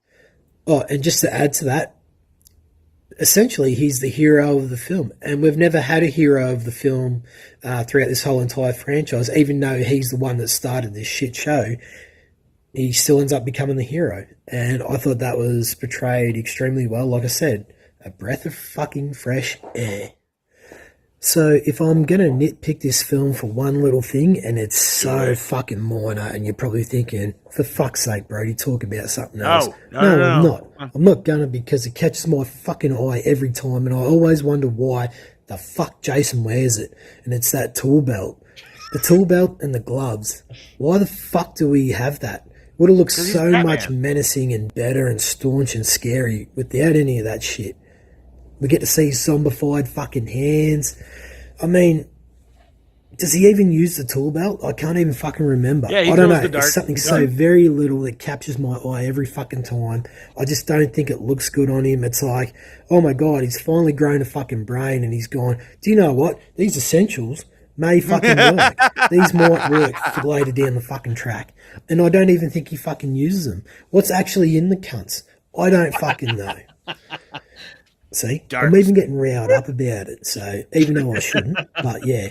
It kills that cop. Don't know. My little CJ Graham portrayal of Jason is awesome. And I've always liked the portrayal of Jason in this film. Don't get me fucking wrong. CJ Graham, extremely well. I can't fault him for it. He's very menacing. He's staunch. He's towering overall presence of his victims. It's scary shit. But it's just the corny lumberjack gloves and the belt. I don't know what it is. It just really captures my eye every time and takes me away from, the Jason clean. That's meant to be this, he stole from the paintballers, zombified, out of the ground, rough looking, decrepit piece of shit. So, yeah, sorry, my little rant, but that was it. So, yeah, the kills in this, fun time. I'm not really going to go into too much detail about them. I only wish we had got a little bit more shown on screen to give it an R rating, because this film down here is an M15 plus, which is pretty much weak as piss. But yeah, so anywho, fun film. You haven't seen it, go out and see it like I recommend. Now, my Gore Moore score this week for this film is going to be a 4.6. Yes, it's Hey. definitely up there because it's one of the greatest Friday films of all time. Absolutely acceptable. But yeah, looking forward to what you guys have to say about the film. I hope you have a great evening, and I'll catch you mother lickers next week, gentlemen. So, sayonara, motherfuckers. Yeah. Thank you, Brody. Yeah, buddy. Thank you Now, very much, now, Brody. Brody, Peace, I man. do have to say something here, though. Now, I know you say the tool belt catches your eye, but if you watch the movie, every single tool is used. That's all I have to say. No, But I think that's what it is. It looks too clean, regardless of if he just got it, from wherever he gets it from. It is in contrast to the way he looks and everything else he has on. It's just a little too clean looking. If it had been a little bit more dirty, maybe it wouldn't have bothered Brody as much, especially the gloves. Okay, funny thing know? about the gloves is I never noticed it until watching it today that those are Tommy's gloves. Yeah. It literally shows him putting on the gloves. Yeah. And I Yep. never picked up on that until today. I don't know why. And I will agree. I mean, as dirty as he is in this movie, he is very clean in this movie. It's obviously not until we get For somebody that's been in the I personally gray think for they a long use the time. gloves just so they don't have to do zombie hands and save budget. Yeah, but Or- you look at the zombie hands on part 7, it just doesn't really I work. love them, but I do love too. them. I love them from like my nostalgia 7-year-old VHS settings that are stuck in my Yeah, head. we'll see how it goes. Oh no! when I've we definitely rewatch watched it super clean, and you're just like, I his Yeah. like the best. All right, well, the best. I mean, just in makeup effects, the best exposed hands he had that actually looked good were Part 9 hands. They actually Yes. looked burnt and decrepit. He had black fingernails. yeah, It's sweet, kind of sweet, hard. small stack head. It's very For the hard whole to 10 do. the- It's very for hard the whole to 10 do. minutes. we saw I him. can't wait till we Actually, get to part 15 9. minutes. I can't wait till we get to part 9 so we could talk about the whole fucking full body suit that you never get to fucking see. That looks So- like a testicle. But it's also very hard to make hands on someone that look That looked right. the way they were supposed to look Yeah. for a dead, rotting, decrepit corpse. It's kind of Yeah, hard. because you always got the human fleshy underneath it. Well, so. that, and you also you can't break down your hand. You have to build up anyway. Yeah, and Yeah, no matter what you do, from effects back then, it was still going to look like a rubber glove. Yeah, exactly. Yeah. Versus now, you could just put a blue glove on and CGI that shit. Yes. So, but Alrighty, so we got Brody's review, and I think his score is set. I think it's a great bar level. The set. Absolutely. I will say one last thing I wanted to mention, and I feel like with the sheriff's death, I actually I enjoy that one, not the death in itself, but just like the meaning behind it, because like we've had a parent die in this before, but we never saw it. You know what I mean? So yeah. I feel like this was just that much more crucial. And even though he was kind of more of a hard ass, he's a sheriff and he's a dad. Yeah, he was just He's- doing his job. Twice, like two, you know, like I hey, love there's this crazy guy, and then hey, here's this crazy guy that my daughter's trying to fucking like do things with. No, I love that his reaction to everything was he didn't want to have to book Tommy. He didn't want to deal with all that. He just wanted him to get him the fuck out of my not just the town, but the whole fucking county too. He drove him to the county line and said, "Get the fuck out of here." that's because that motherfucker, he knows the Jason shit. Because even though he's sheriff now, there's no way he wasn't there when shit happened between part 3 and part 4 when they cleaned up that mess and they actually took him to the fucking house. You know what I mean? Like he was on the books. Well, then heard about what happened. Yeah, there's in part no five. way. He may have been sheriff already of Forest Green when the shit Right, 'cause happened. it's county over, right? A county over. Yeah. You know. and I'm absolutely. also willing to bet he obviously knew who Tommy was, but if Oh you don't- yeah, you don't definitely. see- He knew who the But if fuck you he don't was. see it, hey, that's why he's like, hey, wait a minute, what's your name? Oh yeah, wait, your family. Yeah, so he knew and he knows. But I like right before his death, though, even though you've kind of got him being a hard ass throughout this, and I say hard ass lightly. You know what I mean? He's not like, he's still a good sheriff. He's not like over abusing his power. He's just trying to clean up his town and keep it quiet. But like when he goes in and like he comforts the kids and shit, you know what I mean? Like you get that scene of him still being a good police officer and a good dad, and then he goes out and gets fucking murked. And it's like, damn, dude. Like, I love that sucks. scene where he tells the kids, all to just huddle up under the bed, and it shows the kids, And they they're all dive bomb? Swiped off. Yeah. They're swiped. Woo! That's part of the They're comedy doing that the is whole just fucking money swan right there. dive. I also like that scene of him going around the camp. I think that also is a great scene for him to be like, I really don't think Tommy did this, but I still am just not 100% sure. Until his deputies start dying, because he doesn't know that Tommy's out of the jail yet. My only issue with him, though, is he wasted a shotgun shot by not shooting him in the face, and he decided to do it with his fucking revolver, which it's like, bro, no, go for the shotgun shell to the head. Like, Well, he's also probably thinking that should kill him. He doesn't know necessarily. Well, the fact that he just took 2 to the chest and he's still like, hey, what's up? Like, head. But I feel like we've discussed enough, Chad. Yes. What do we got behind the scenes, buddy? I've got some juicy bits. So we're gonna go balls deep. So director Tom McLaughlin took home some props from the film, including Jason's tombstone, which sits outside his house, made to look like Jason is buried in his yard, and his casket, which sits in his garage. The DVD box set includes a scene in which he shows off these props at his home and tells of how a city employee refused to enter his yard to read the meter because he thought a body was really buried there. Nice. That's awesome. Yeah, baby. Nice. Okay, aside from Alice, who has a minor role in the second film as well as the starring role in the first, Tommy Jarvis is the only recurring protagonist in the series, albeit played by 3 different actors, which we already talked about. Right. Let's see, we already talked about Dan Bradley. His thick ass. McLaughlin was actually offered the chance to direct Scream in the mid-90s, the gig Wes Craven eventually accepted. He declined, but during that process, he met Kevin Williamson, who admitted that the fantastically self-aware Part 6 was an influential film for him on his path to eventually writing Scream. Yep. He says that in the behind the scenes on the Blu-ray. So just think about that. If there was no if we didn't get Part 6, we wouldn't have Scream. I believe that 100%. John's all, I don't know. After watching the last few, I get a little better appreciation for them. I'll watch 5 and 6 when I get the chance. I still hate the fucking Scooby-Doo endings, dude. They piss me the fuck off. I'm like, oh my God, shut up. You know why I love them? Because it reminds me of Scooby-Doo, and I love Scooby-Doo. No, man, but even Scooby-Doo Scooby-Doo bad guys didn't monologue like that. Jesus Christ. Yeah, their monologue was, I would have done it too if it wasn't for you meddling kids. Scream 6. We had to have like a 30-minute fucking monologue. That like, was it's true. like, Yeah, that one was oh fucking long. my yeah. God, shut the fuck up and fight already. Like something. Jesus Christ. Sorry. It's my I still hate 3 the most. Well, Yeah. I mean, first of all, let's be honest. Voice changers don't do that at all from Scream, even from Scream 1. So anybody that thinks just the one from 3 is ridiculous, which it is, I'm not going to say it's not. That's some crazy future tech fucking going on right there. We could just mimic anybody's fucking voice and vocal. We can do it now with AI. Now you can. Now?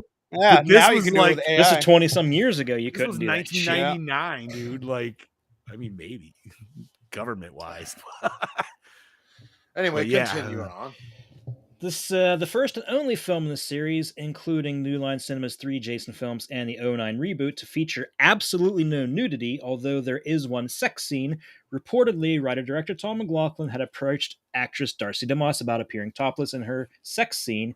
She refused, but admitted later he felt uncomfortable asking such a thing, but he tried to appease the producers, who felt the hardcore audience had come to expect it. It is also the lowest earning film in the franchise, though the 2 factors aren't very likely connected. The film made $19.4 million with a budget of $3 million, marking the first time that a Friday the 13th installment did not gross over $20 million and beginning the general decline in box office returns. Well, and it also was. I mean, I know Part 5 is a favorite among others, but it was Part 5's deal. That's why Part 6 did. And you're not on the do 6th one within 6 years. People get burnt out regardless of how potentially good it is. You know what I mean? Like, it just happens. What's really funny, and I don't understand this entirely, but Darcy DeMoss refused to go topless in this movie. Mm-hmm. She's done it plenty of times before. Mm-hmm. She was the one from Part 4. Like, she was the sex scene in this, right? Yeah, and she turned down part part 5. Part 5.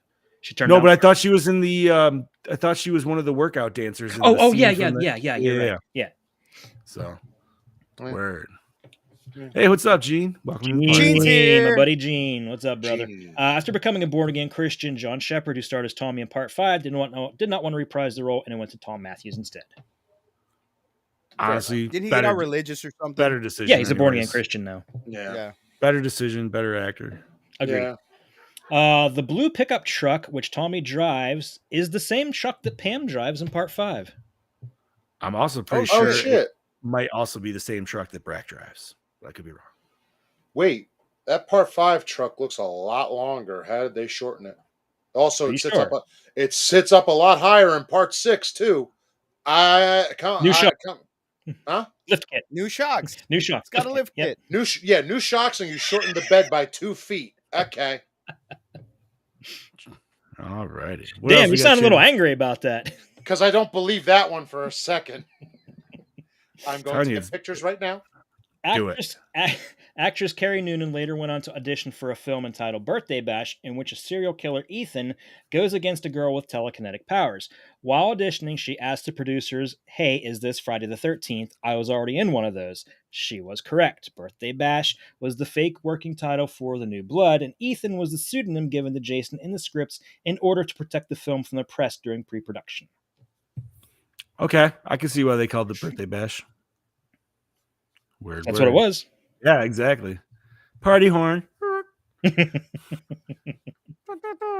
Best scene. No, not that party. That's just new age party. This was the first film in the series which did not place first at the box office during its opening weekend. Oh wow! Once again, I wonder what kind of 6 years. 86. What kind of competition would it have had? I want to think maybe Top Gun. Possibly. Look and see what came out August 1st, 86. I'm kind of curious. All right, I'll do that.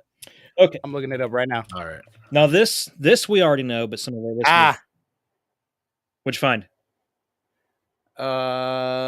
Domestic box office for August 1986.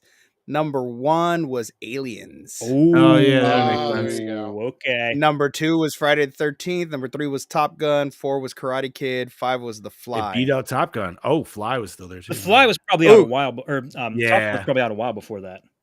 Guess what number 10 was? Transformers. Howard the Duck. Yeah. Duck titties.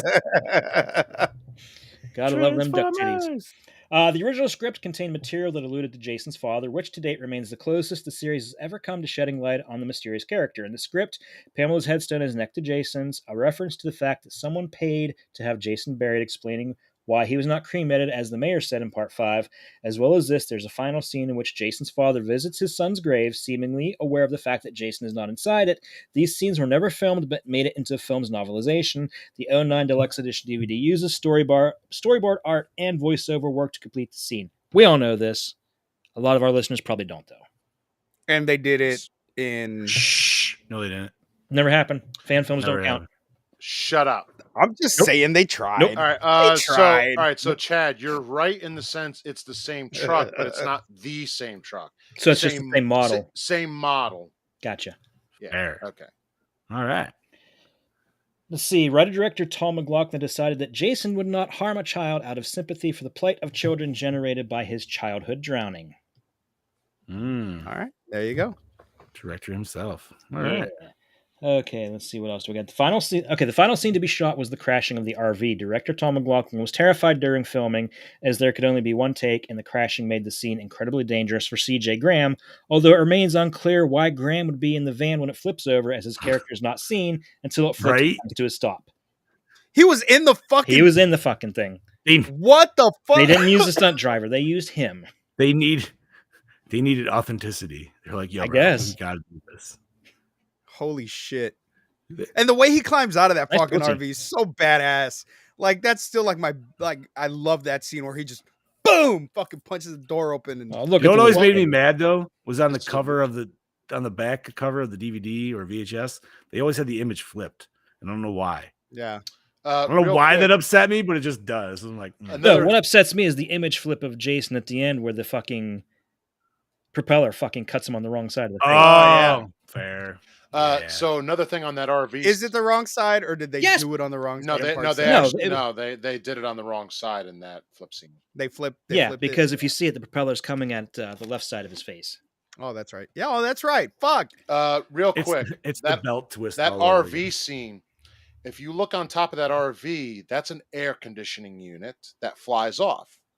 The producer wanted that for his personal use. The crew hated him, strapped it to the top of that RV so it could fly off. He cried when it crashed. That's awesome. Because he was the one. Damn the man. He was the one who took away stuff that they wanted, and he says, "Oh, they need it for another movie. Sorry." Because they wanted to get under budget and done in time. Mm-hmm. Fair enough. What else we got, Chad Eddie? This is the last film in the series to feature the character of Tommy, the protagonist from the fourth film onward. This is why the next sequel is titled The New Blood. Yeah, with Tina. Which it was originally supposed to be Carrie. Yep. Fair. This is the first film in the series in which all teenage roles are played by young adults, none of the actors being teenagers in real life during production. Nice. It's all ambiguous. So we can say they're hot. Right. Thank you. They just don't. They just didn't look like teenagers, so I never assumed they were. I took young 20s. Court looked like the youngest one. Maybe he was 18 pushing. Court looked like he was the youngest one hanging out with a bunch of older chicks because he knew he was going to get some ass. I'm telling you, Good man. Court could have nailed any girl in that movie. Oh yeah, he could have. Guaranteed. That dude was a pussy magnet. Court reminds me of a young Scuba Steve.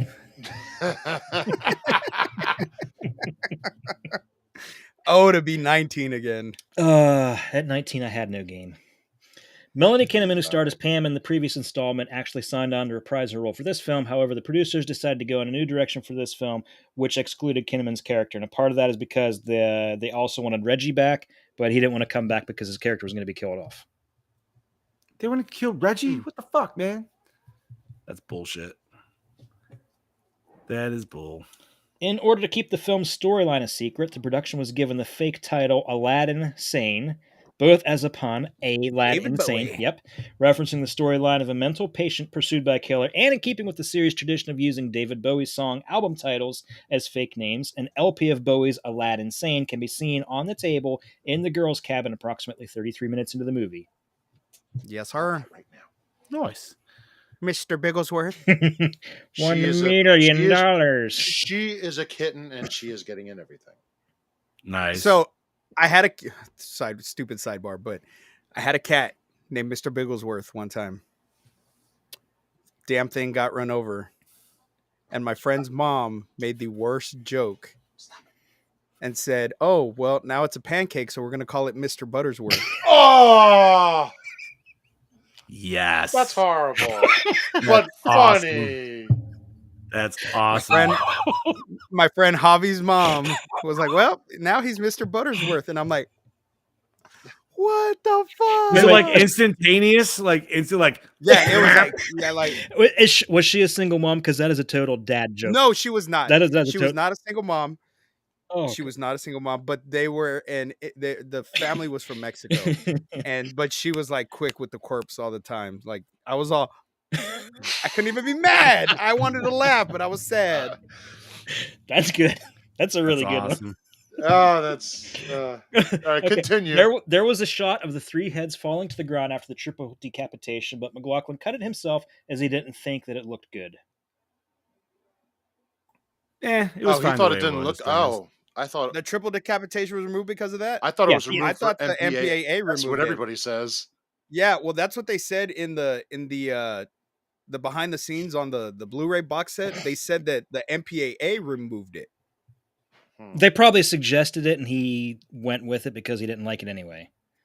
Because they were talking about some like awesome rig that they had fucking set up for it to where it looked like so fucking smooth, but they could only use it one time.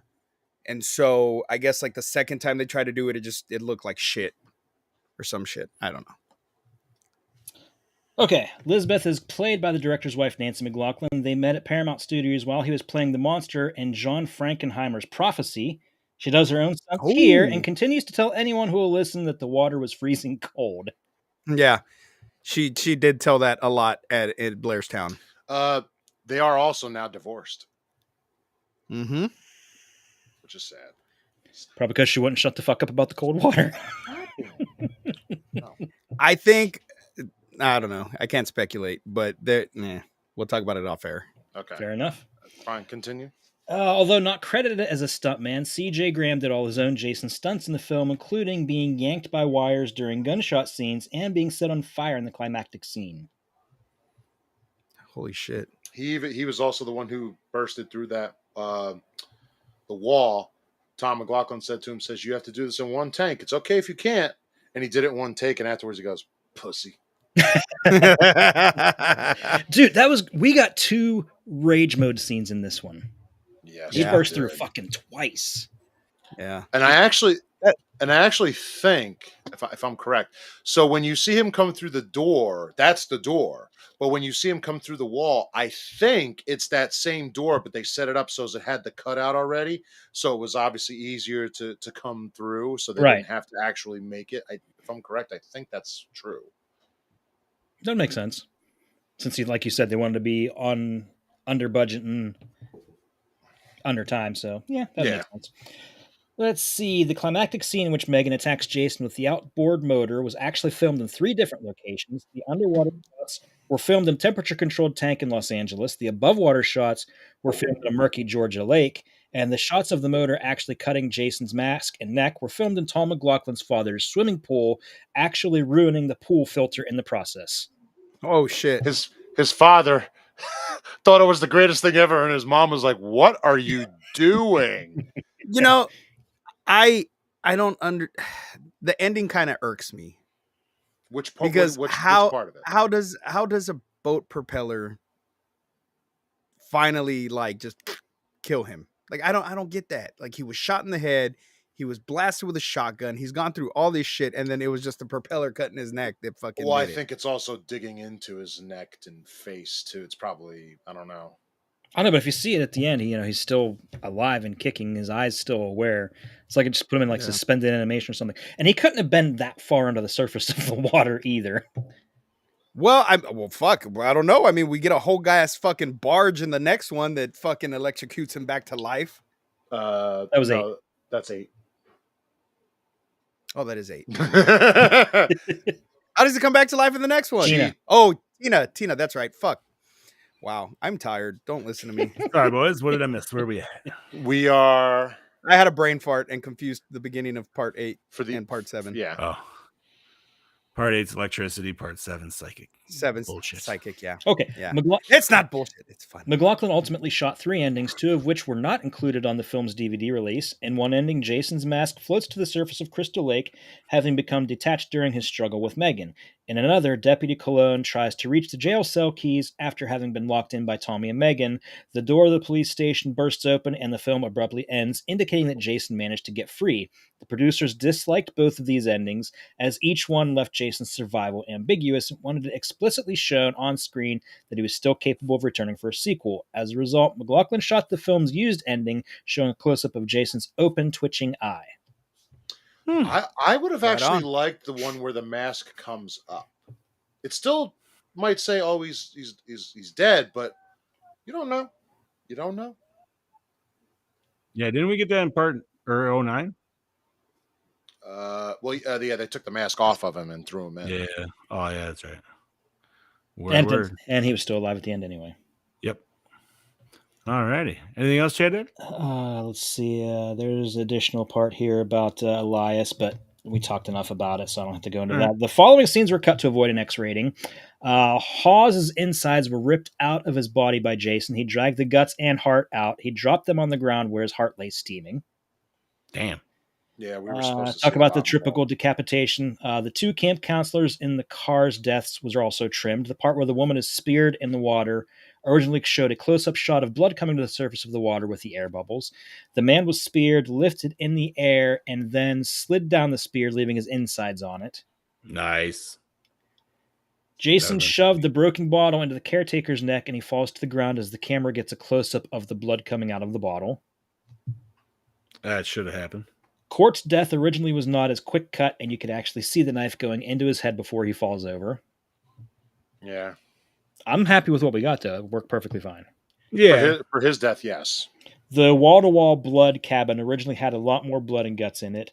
There were shots of livers and hearts running down the walls, but it was all thought too graphic to have in the film. By the way, I love the fact that they felt that scene was so shocking they had it twice in the movie. Yeah, There's a lot of blood. it's a lot of 2 blood. gallons goes a long way. The back-breaking sheriff scene had more to it. There were more screams, more bone crunching, and his legs began to kick. Which would make no sense because his spinal column would have been severed. Yeah. At the very end, okay, the Elias Voorhees' ending was cut, but I don't think that was ever filmed. And Sissy's death was toned down. Originally, you could see her head torn off and dropped. Oh, nice. And Should have booted that shit. that's all I got, buddy. All righty. Well, thank you very much, Dark Lord. My pleasure. Yes. All right. Let's do these. Gentlemen, what format did you watch this on? Scream Factory Blu-ray. Same. Yeah, HDX fucking digital. So Voodoo, I guess. Yeah, that's what I watched. Douche of the film. Tommy. I mean, It's it all was his fault. It's his It's fault, all dude. his fault. And he didn't kinda listen to right. his friend. If You're this kinda right. if he just had listened to his friend, then I've been like, you know what? Let's not do this. And then they just would have went to a Taco Bell, laughed a little bit, and then that would have been the end of the movie. Or instead of digging him up, why not just stay around for a bit so you can see that he's not coming out of the grave. He's not fucking around killing anybody. It's been a peaceful time in Forest Green. You'd have been okay if you'd have spent a couple days there, dumbass. You know, I always love no. in how in these movies it shows them digging a grave, and it seems like it takes like 10 Instantaneously? minutes. Yeah. Yeah, Like, dude, that would take me all fucking night to even dig down half that. It doesn't take that short a time. It Being takes motivated. about 4 hours. Exactly. They make You it seem did like yours it's in nothing. 4, or I did mine in 3. 4. It's always like that But then on it depends, too. Supernatural, though, too. They're like, all right, we got to dig this grave. But that wasn't a Scene 6-foot wipe. grave anyway. All right. Jason was not buried 6 feet deep. Well, No, the that was grave itself shallow is as 6 fuck. feet, but you have to you remove a few feet for the casket itself. Yeah. But, all righty. Favorite kill? Ooh. I'm going to go with back. The heart punch. Because Heart that was the punch, one that's that good. made you just go, oh yeah, no human can do this. I'm with Bobby. That was the one that got me too. That was a good one. I'm gonna go with the head twist. Ooh, that is Word. nice That's one. solid as well. Very rubbery looking, but I was all for it. All right. Best scene. God. Court driving the camper. He What are you doing back there, babe? He was driving it like it was a sports car. Yes, he Okay. was. This truck handles pretty good. Woo! Actually, Pooping back there? I will say when Jason is watching Paula talk to the girl and he stalks her through the cabin. Ooh, that was nice. Because he's just so gracefully like, I'm going to get you. You just don't know when. See, I was thinking that too, but I think I'm gonna go similar to what John said. The whole scene with fucking Tommy and Megan and the Firebird Ooh, that was also driving around fucking Yeah. Grand Theft Auto style. That's hilarious as well. Dukes of Hazzard style. Yeah. Sure, Dukes of Hazzard style. I'm gonna go with the opening scene. I mean, I almost you went with get that too. Frankenstein Jason. I mean, it's the start of the whole fucking movie, and it's just great. Like some of the openings of the movies have been kind of like, because it didn't do what the other ones did and tell you what happened beforehand. Mm-hmm. This was boom, we're here. Yeah, we got a cold open. And Tommy's digging the shit up. We know what he's gonna do, and then everything just goes to shit from then on. So that's what I'm going with. Opening scene. I like it. Okay, so that leads us to worst moment or scene. I have to give it to the sex scene. It just didn't look natural. I'm going with Court's fucking Indian tail because it was just so stupid. I love that though. He was not prepared to teach these kids anything. He was just making it up on the spot.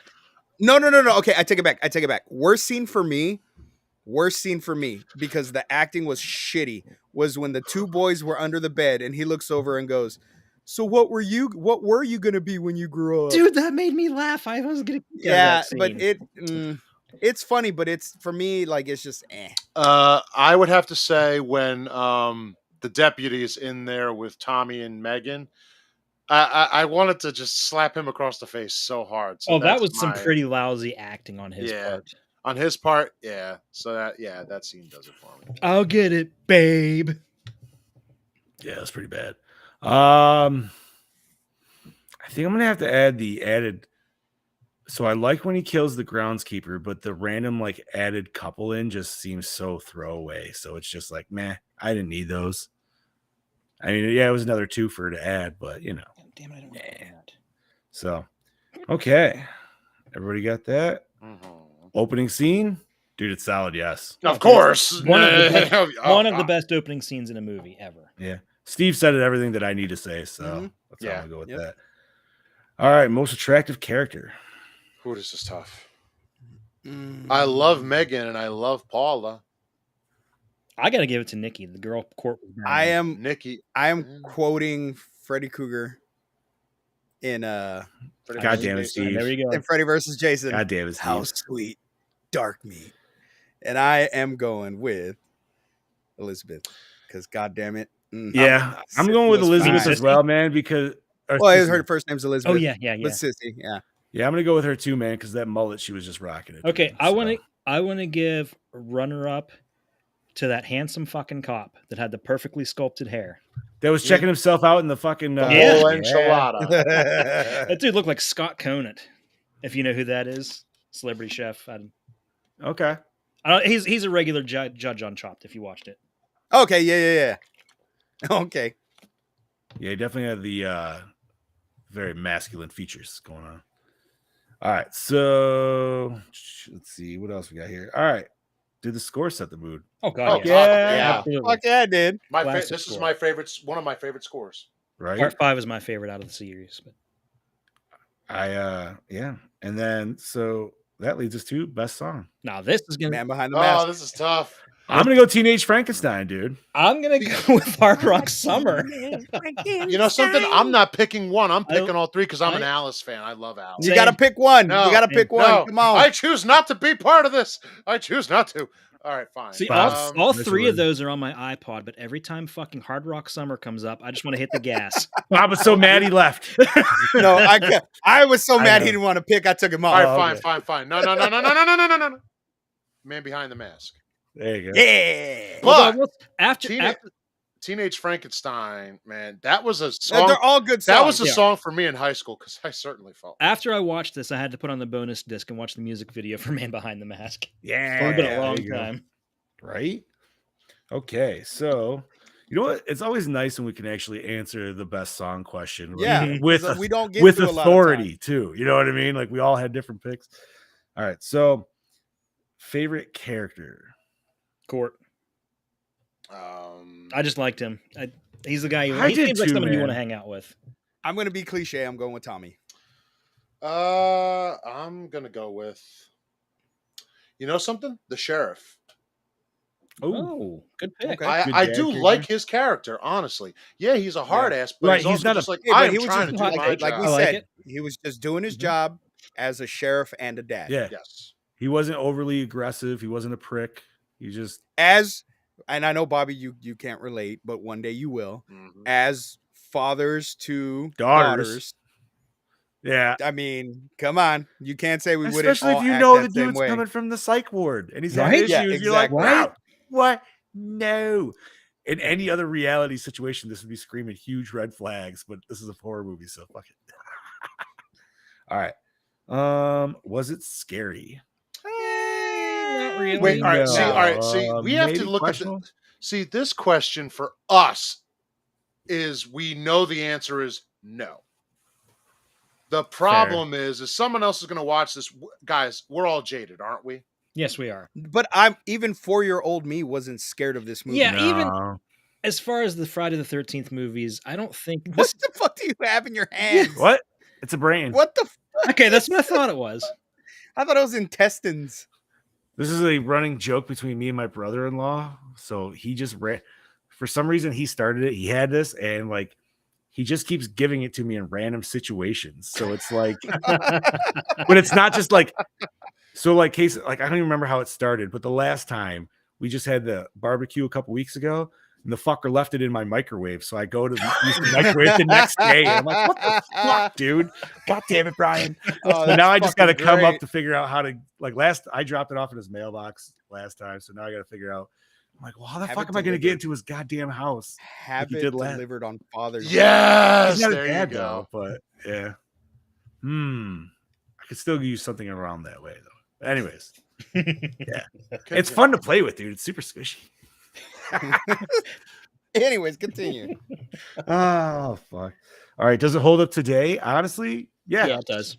Yeah, fuck yeah, it does. I Yes, think it does. I still think it's one of the best Fridays. How was the acting? Good for the most part. Yeah, I'd say Yeah. 95% solid. Rick was terrible, and the paintballers were bang? pretty terrible. Ya bang. Bang. I don't know, man. I thought the paintballers were pretty hilarious. Yeah. Especially the get back to the pile, dude. Like, goddamn women. Paintball. In the goddamn kitchen.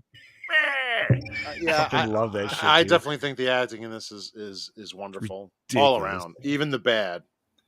Cinematography.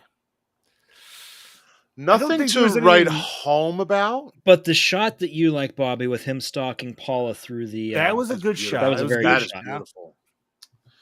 But I mean, even the shot with him walking through the woods, like that was a damn good shot too. I like the will say, shot you of know, him. I like the shot of him walking into the camp too, where it's just showing Yes. him from behind, like slowly know, stalking him. you know I what? should say. I will say good cinematography because even in the graveyard scene in the beginning of just like, you don't realize how big that graveyard is until like Tommy's running through it in the daytime later on. You're like, God damn, Good point. dude, they were really Well, here's fucking- the other thing: is that graveyard you see first in the movie is not a real graveyard. No, either. it's a set. well, all yeah. is set. But yeah, I would definitely say it's a grade A cinematography. Just I don't want to say nothing to write home about, but it's good. It's really good. The It's good, but lighting is I wouldn't give it a grade A. I'd say a grade B. Grade A, that's like fucking Cundy level. Give it a B plus. I think a B plus is fair. There's some good lighting I'll give it spots in solid. this though, dude. Like I will say, you gotta give kudos. Like all the night scenes in the woods were properly lit. Nothing was Mhm. too dark. You could see all the characters. I think him, even when he was looking, when he was looking at the little girl, they had this kind of weird shimmering going on off of his mask. But the way it looked really cool, and it just like it looked that much scarier because it kind of kept going in and out from light to dark. I will agree with Rich. I don't know about the machete looking fake. It was the blood on the machete for me. It was a little I'll agree with that. little too jelly thick. Just It's a little Kaylee! coagulated. oh my goodness. What's up, Miss Kaylee? Diaz? Mrs. Diaz.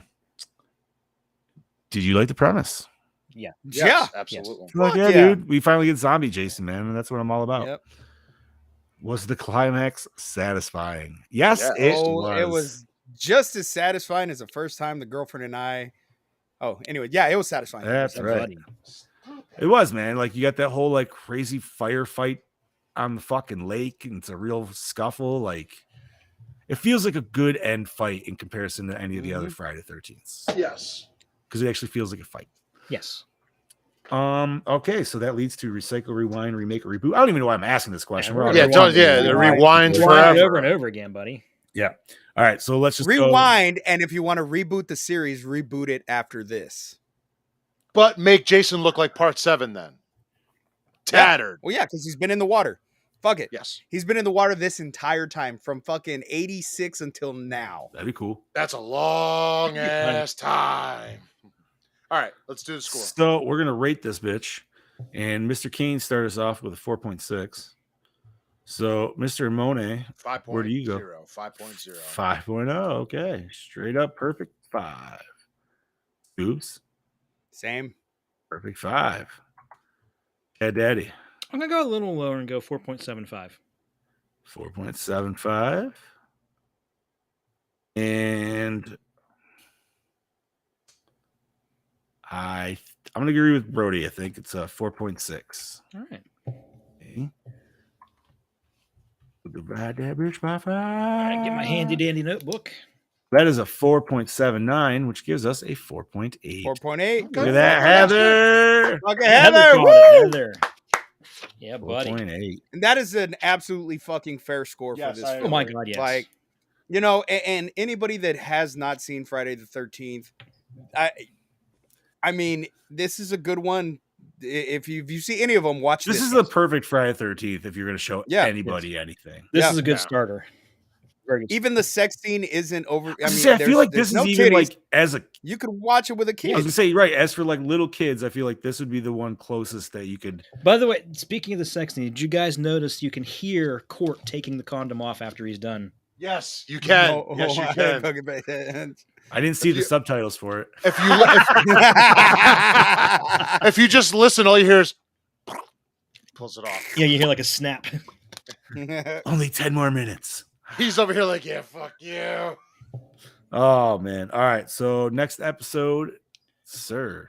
Okay, so next episode is a fun one, and I gotta say, I don't think I've seen it since it was in theaters. Maybe once after, but we're watching Arachnophobia, Oh, Holy shit. and I Arachnophobia, baby. believe this is a Brody pick, if I'm not mistaken. Let me look. hell yeah, dude! I actually have this on. Yeah, I this is a fucking Brody hate pick. Spiders. I love arachnophobia. I love it. Absolutely. Ugh, I already got the fucking The heebie-jeebies, tinglies. Yeah. Oh fuck, especially when that one little one goes on the counter and starts doing his little dance move. dude, that movie fucked me up so much. Like I don't have an issue with spiders, okay? Because I know they do a lot for the fucking ecosystem and shit. But Yeah, but that end scene, bro. anytime I see a spider around me, I'm like, Black Widow. Ah! Everything's a Black Widow to me until I realize it's not. Oh, I thought you were Hey. going to say everything's a tarantula, monstrous and big until you look at it and go, it still is. That's fair. My biggest fear is to be either bit by a fucking Black Widow or a brown recluse. Like that is my greatest fear. Dude, a buddy of mine. When I go to hell, it's just gonna be fucking spiders biting me. No, Like, you're that's right. my A hell. buddy of mine got bit by a brown recluse a couple years ago, and he kept showing pictures of it on Facebook, how bad it got. It was nasty. He had to go to the wound clinic and everything to get it all cleaned up. Fuck all that. I actually Ugh. think their bites are a little worse than Black Widows because you need a few bites from a Black Widow or multiple to really have it be fatal. I still don't want to get bit by a spider. I'm body. not saying you have to. They're I'm not saying. gonna give me spider powers. Right? No, but you're gonna I go. wish. No, you're gonna. I wish. Your hell is gonna be like fucking Aragog from Harry Potter. No, that's Ah. Brody's hell. That is Brody's hell. That's Brody's life in Australia. That is his life. Have you seen her Aragog lately, Brody? Tell us, how is she? Ah, shit. Anyway, continue. All right, so we're gonna get close to wrapping this up, but before we do, we're gonna discuss a few things a little nerdy that we got that came out this week or happened, or all that good shebang. Okay, Boys? where do you wanna start? So I think talk nerdy to me, baby. Okay, I think the first one we need to talk about is the one that ties directly to our movie, and that's the fact that they announced a couple days ago that the Friday the 13th game that is out now will be delisted at the end of this year, which means you won't be able to buy it, you won't be able to download it, but if you have it, you'll still be able to play it at least until the end of 2024. So are the servers getting completely shut down after the fact? Are you still going to be able to play online? After 2024, they might be. We don't know. There is an end for it. And it's only $5, and all of the DLC is like 99 cents or Yeah. some shit like that. The only So, if DLC I didn't get was that whole emote pack because I never gave a shit about that. Yeah, same. And when I saw that, I actually had an idea. If you guys have the game, we I should do. all jump on and play it I do. just for shits and giggles. I do have and it. live stream Yeah. us playing the Oh, game. that'd be I- fun. We could do that. As I I got- We'll have It's to get a been a couple. We'll have to long get in a minute. couple other people that we know. I don't I can remember get if it's Galloway in a cross. minute, dude. That wouldn't Is it even- cross-platform? I No. don't think. I only have it on Xbox, so I've only got it yeah. on PS4. damn.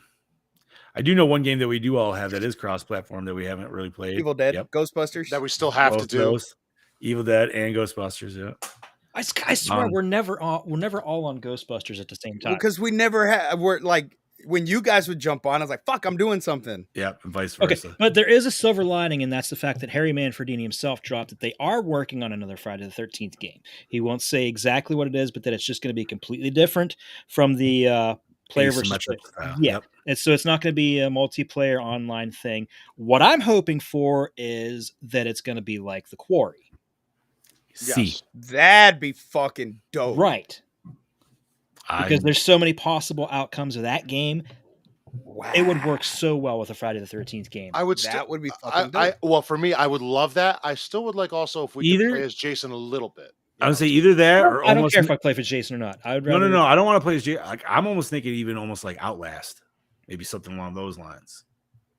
I don't know if you guys ever played Outlast or not. think I played. did. Oh, I have. dude. Yes. I did, but you couldn't fight back in those games. That was it's just No, hide and but how seek. many people? Okay, Oh, you can. that's you just tried- Dead by Daylight too. Yes. But I'm hoping that Dead by Daylight does get Jason now as a downloadable character. that would be nice. But they just got Nicolas Cage. Do they really need? They Jason? got everybody. They have Leatherface. They have fucking Michael Myers. I mean, they have everybody except for Jason. Except for Stranger Things, they lost that deal. Yes, they did. yeah, they I didn't had play it, as a but- Demogorgon, anyways. Oh, they got rid of the Demogorgon. Yeah, whatever. Like if you bought it before, you can still play it, but it's not available anymore. Word. All right. Speaking of Ghostbusters, Spirits Unleashed also announced a upcoming DLC coming out, and I believe in October. It was announced, but we're gonna be getting the fucking big bad himself, Sam Hain, Yeah. from Real Ghostbusters. No idea of what the fuck's happening. All we know is we see a hand on the Ecto. I'm hoping not only it brings in a whole new extra Story mode. story, but a whole new gameplay style. Bringing a whole new gameplay, maybe a couple ghosts versus Ghostbusters instead.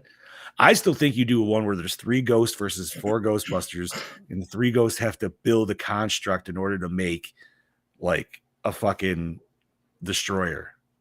I think it would be. Oh, that'd be dope. fucking That'd be cool. really cool, actually. I think it'd That'd be. be fucking real cool. I think it'd be super sweet. I do hope we get a story mode Yes. for it. I mean, the story Just mode that because, was I in mean- there was fine, but it wasn't a lot. It was very It was short. It was really short though. Very short. And I want them to give us more, DLC story mode for it because I mean, this is a perfect game to fucking do it. You have so much from the cartoons that you could fucking give us, and we would just eat it up. Give me a boogeyman.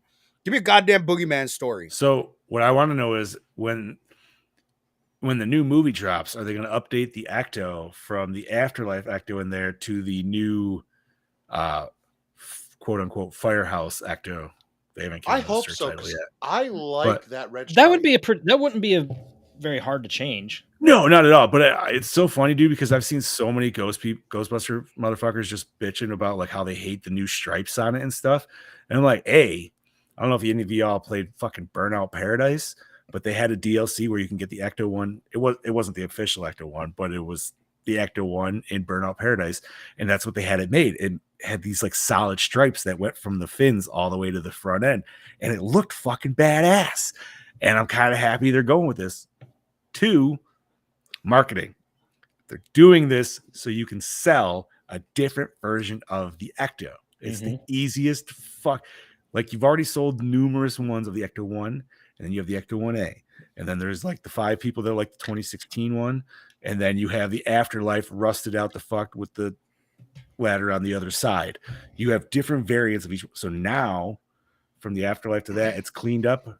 Add some more. I'm thinking they give it racing stripes because of what's his name's all in. You know what I mean? He's in the cars and shit. Yeah. So Well, speaking of Ecto, just real quick, I always hated though, especially as these movies now went on, they always gave the Ecto 1A a little. I feel a little disrespect because they always like to go back to the original. I'm like, yo, Ecto 1A, man, just it had it. They used because it it had in the- too much they- shit on the roof rack, dude. It was too heavy. Well, no, It really but did. see, that's What is that, Bobby? What is that shit going in front of your camera? Yeah, is that my- a poltergeist? no, my cat. The cat. is up here. Oh, I was dude, thinking I it thought it was was the like a Ecto I was Mist wondering or if it was the something. I'm cat. like, But, what the fuck? But like, see, what I'm getting at is like the first Ghostbusters game we got had the original Ecto, but it had still some Ghostbusters 2 detail. I like that they kept some detail to indicate, yes, this is still the same car. It's now a good combination, you know? I think it was it's a hindsight kind of thing, and they were just like, dude, that car was too cluttered. There's way too much shit going on that one. We got to detail that down a little bit. Because I will say, I mean, I love the Ecto 1, the original. Ecto 1A, I don't know, man. That one See, just has I still go based off, dude, that they're two different cars. Like, I think Ecto 1A, I could be wrong. They never explain it, but this is true. They never do. I don't know. But anyway, do we know anything about the frozen Ghostbusters? I'm gonna say it's something to do with hell freezing over. Hopefully. Other than that, no. And they've been very tight-lipped on it, which I'm glad they are. Yeah, yes, no, so that's am fantastic. Because I want a new villain. I don't want anybody fucking rehashed again. We've already did it once. We don't need it. It worked well enough, but let's go new. It's time to progress. Well, like I said, there's so many fucking ghosts and shit from the cartoons that they could bring to live action. Dude. Even from fucking Ghostbusters Extreme, bro. Like, dude, you could bring essentially Hellraiser in because they have the Extreme Ghostbusters Hellraiser in, dude. Yeah, those fucking Cenobites. That episode was fucked, man. If anybody remembers, it was fucked. Like, there's actually people that die in that episode, and like nobody. It's like, no, man, those ghosts literally murder motherfuckers, dude. They don't give a shit. I've never watched Extreme Ghostbusters, dude. It had that weird. It's on Tubi, I think. That, and I think it's also on YouTube. You can watch them. It had that 1997 Godzilla, Men in Black kind of art style, but also that theme of like sometimes there was some shit that was really dark in it. You're like, damn, dude, fucking solid. I'm not gonna lie, that fucking Godzilla cartoon from the 90s was pretty badass. Yeah, dude, it was awesome. Yeah, a lot better than fucking Godzuki. Also, like Jordan said, tomorrow is Jason's birthday. Yes, so how fitting that we reviewed this today. So yeah, let's see what else we got. Oh, new MK1 gameplay trailer, which was fantastic. And your boy Big Johnny D probably watched that way too many fucking times. I'm gonna say at least a solid 10 times the first day. I have not watched it yet, so I will. Led to full pre-order, to which led me teasing my friend, and then he pre-ordered it, and I was like, fuck yeah. Yeah, dude, it looks fantastic. Yeah, I know some people don't think it looks polished. I don't know what the fuck you're talking about. I think it looks fantastic. I'm digging the more like real world setting. Yeah. I was getting, dude, because like, right, like just so Kenshi and that Kenshi and Johnny Cage fight in Johnny Cage's fucking apartment. Okay. What I only watched the trailer once, but is Kenshi not blind in this? I don't think he is. Okay, then I didn't miss that. I don't think he is, but he's still got the same fucking like crazy psychic powers or telekinetic powers. But I'm happy that Cage is a main fucking fighter, because that definitely, like, I was a little nervous that he was going to be just cameo only, and so that I feel like, and I don't want to say it solidifies it. And this is like movie arrogant Johnny Cage too. Yes, OG, like, dude, I'm so happy and I'm so ready. Is he being voiced by Van Damme? So yes and no. So they reprised the voice actor from X and 11 for Cage again, which that dude's fucking fantastic, and I forget his name at the time being. But for the Van Damme skin, they had Van Damme voice all the Johnny Cage lines. Nice. Oh, so it's like, they did with the Green Arrow in Injustice. Well, I was going to say it's also like they did with Lyndon Ashby in Johnny Cage and MK11. That's right. Because that's my favorite Cage skin, dude. Because I'm like, bro, it's Lyndon fucking Ashby, dude. That's the only thing that sucked about 11 is you had fucking him, you had Sonya, you had Shang Tsung, and Raiden. But god damn it, they never gave us Robin Shao. And I'm like, give me fucking Robin Shao as Liu Kang, god damn it. That would just be the ultimate. But they did say there's one more celebrity person that's coming in to play somebody in this game, but they haven't announced it. I fucking hope to God it would be that, but I don't know. We'll see. Either way, man, September is going to be fucking, I can't fucking, dude, I've been playing. So if I'm on my Xbox, I'm like, all right, playing 11 here. But then anytime I got to go upstairs and do like family bullshit, I'm like, all right, I'm on 11 on my Switch. I'm excited. Like I said, I've never played That Mortal kills me Kombat, that but you this, bought it on both but systems. this is the dude. game that I will be buying. Probably going to do it again with this one, bro. I might wait a little bit to get the Switch version, though. But is there anything else nerdy before we close this bitch up? We're at 2 and 3, so. I do just have one thing. They did change the title of Captain America New World Order to Brave New World. Yes, they did. Yes. Don't know why, but they did. Oh, and the Fury series is going to be a series, Secret Invasion? I thought it was going to be a movie. You can watch. no, you I can knew watch it was the first. Oh. You can watch the first 5 minutes online if you figure out the secret code. I'll just as soon wait for this series to I'll drop. wait. It comes out like what, in a couple weeks, doesn't it? Yeah, July, I think so. yeah. Yep. So that'll be cool. Sam Jackson. And they dropped the trailer for a new Star Wars game. Yeah, Ooh, they did. What was that? I didn't see that. Boss Man dropped that. He put Yeah, that in that the looks- chat. Female That was protagonist, right? yeah. That looked She's really a fucking good. smuggler or something. That looked Yeah. really good. I'll have to go watch no it. Jedi shit. Yeah, so it'll be nice to play something other than a Jedi for once. Yeah. Interesting. Nice.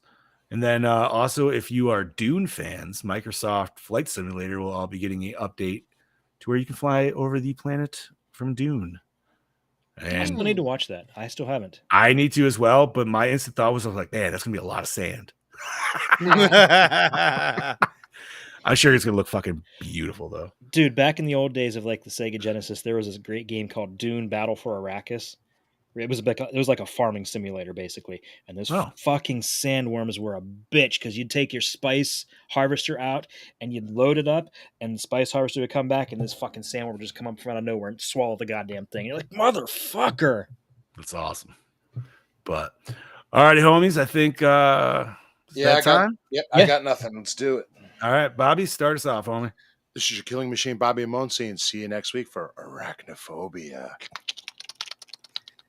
This is your host with the Ghost, Prince of the Paranormal, the Duke of the Dead, Lord Scubacabra, saying, join me this Friday for the second part of Somewhat Supernatural's Exorcisms episode. Oh, nice. Ooh, and this is your Dark Lord of Knowledge, your Chad Daddy, saying come back next week, where we see the arachnids, and they have 8 legs, and they just want to give you a great big old hug. On your throat and kill you. Yeah. And I'm your Fluff Master Supreme, Big Johnny D, saying adios, Gorehounds. Thank you once again for joining us for another fantastic episode. Share it everywhere. Share it if you can. Share it please. Either the video or the audio when it drops. And last but not least, to all the daddies out there, happy Father's Day, homies. Well, Happy Father's Day. Happy Father's Day, guys. That's right. Adios, cheese bags. Stay fresh. Yeah. Spider Dick.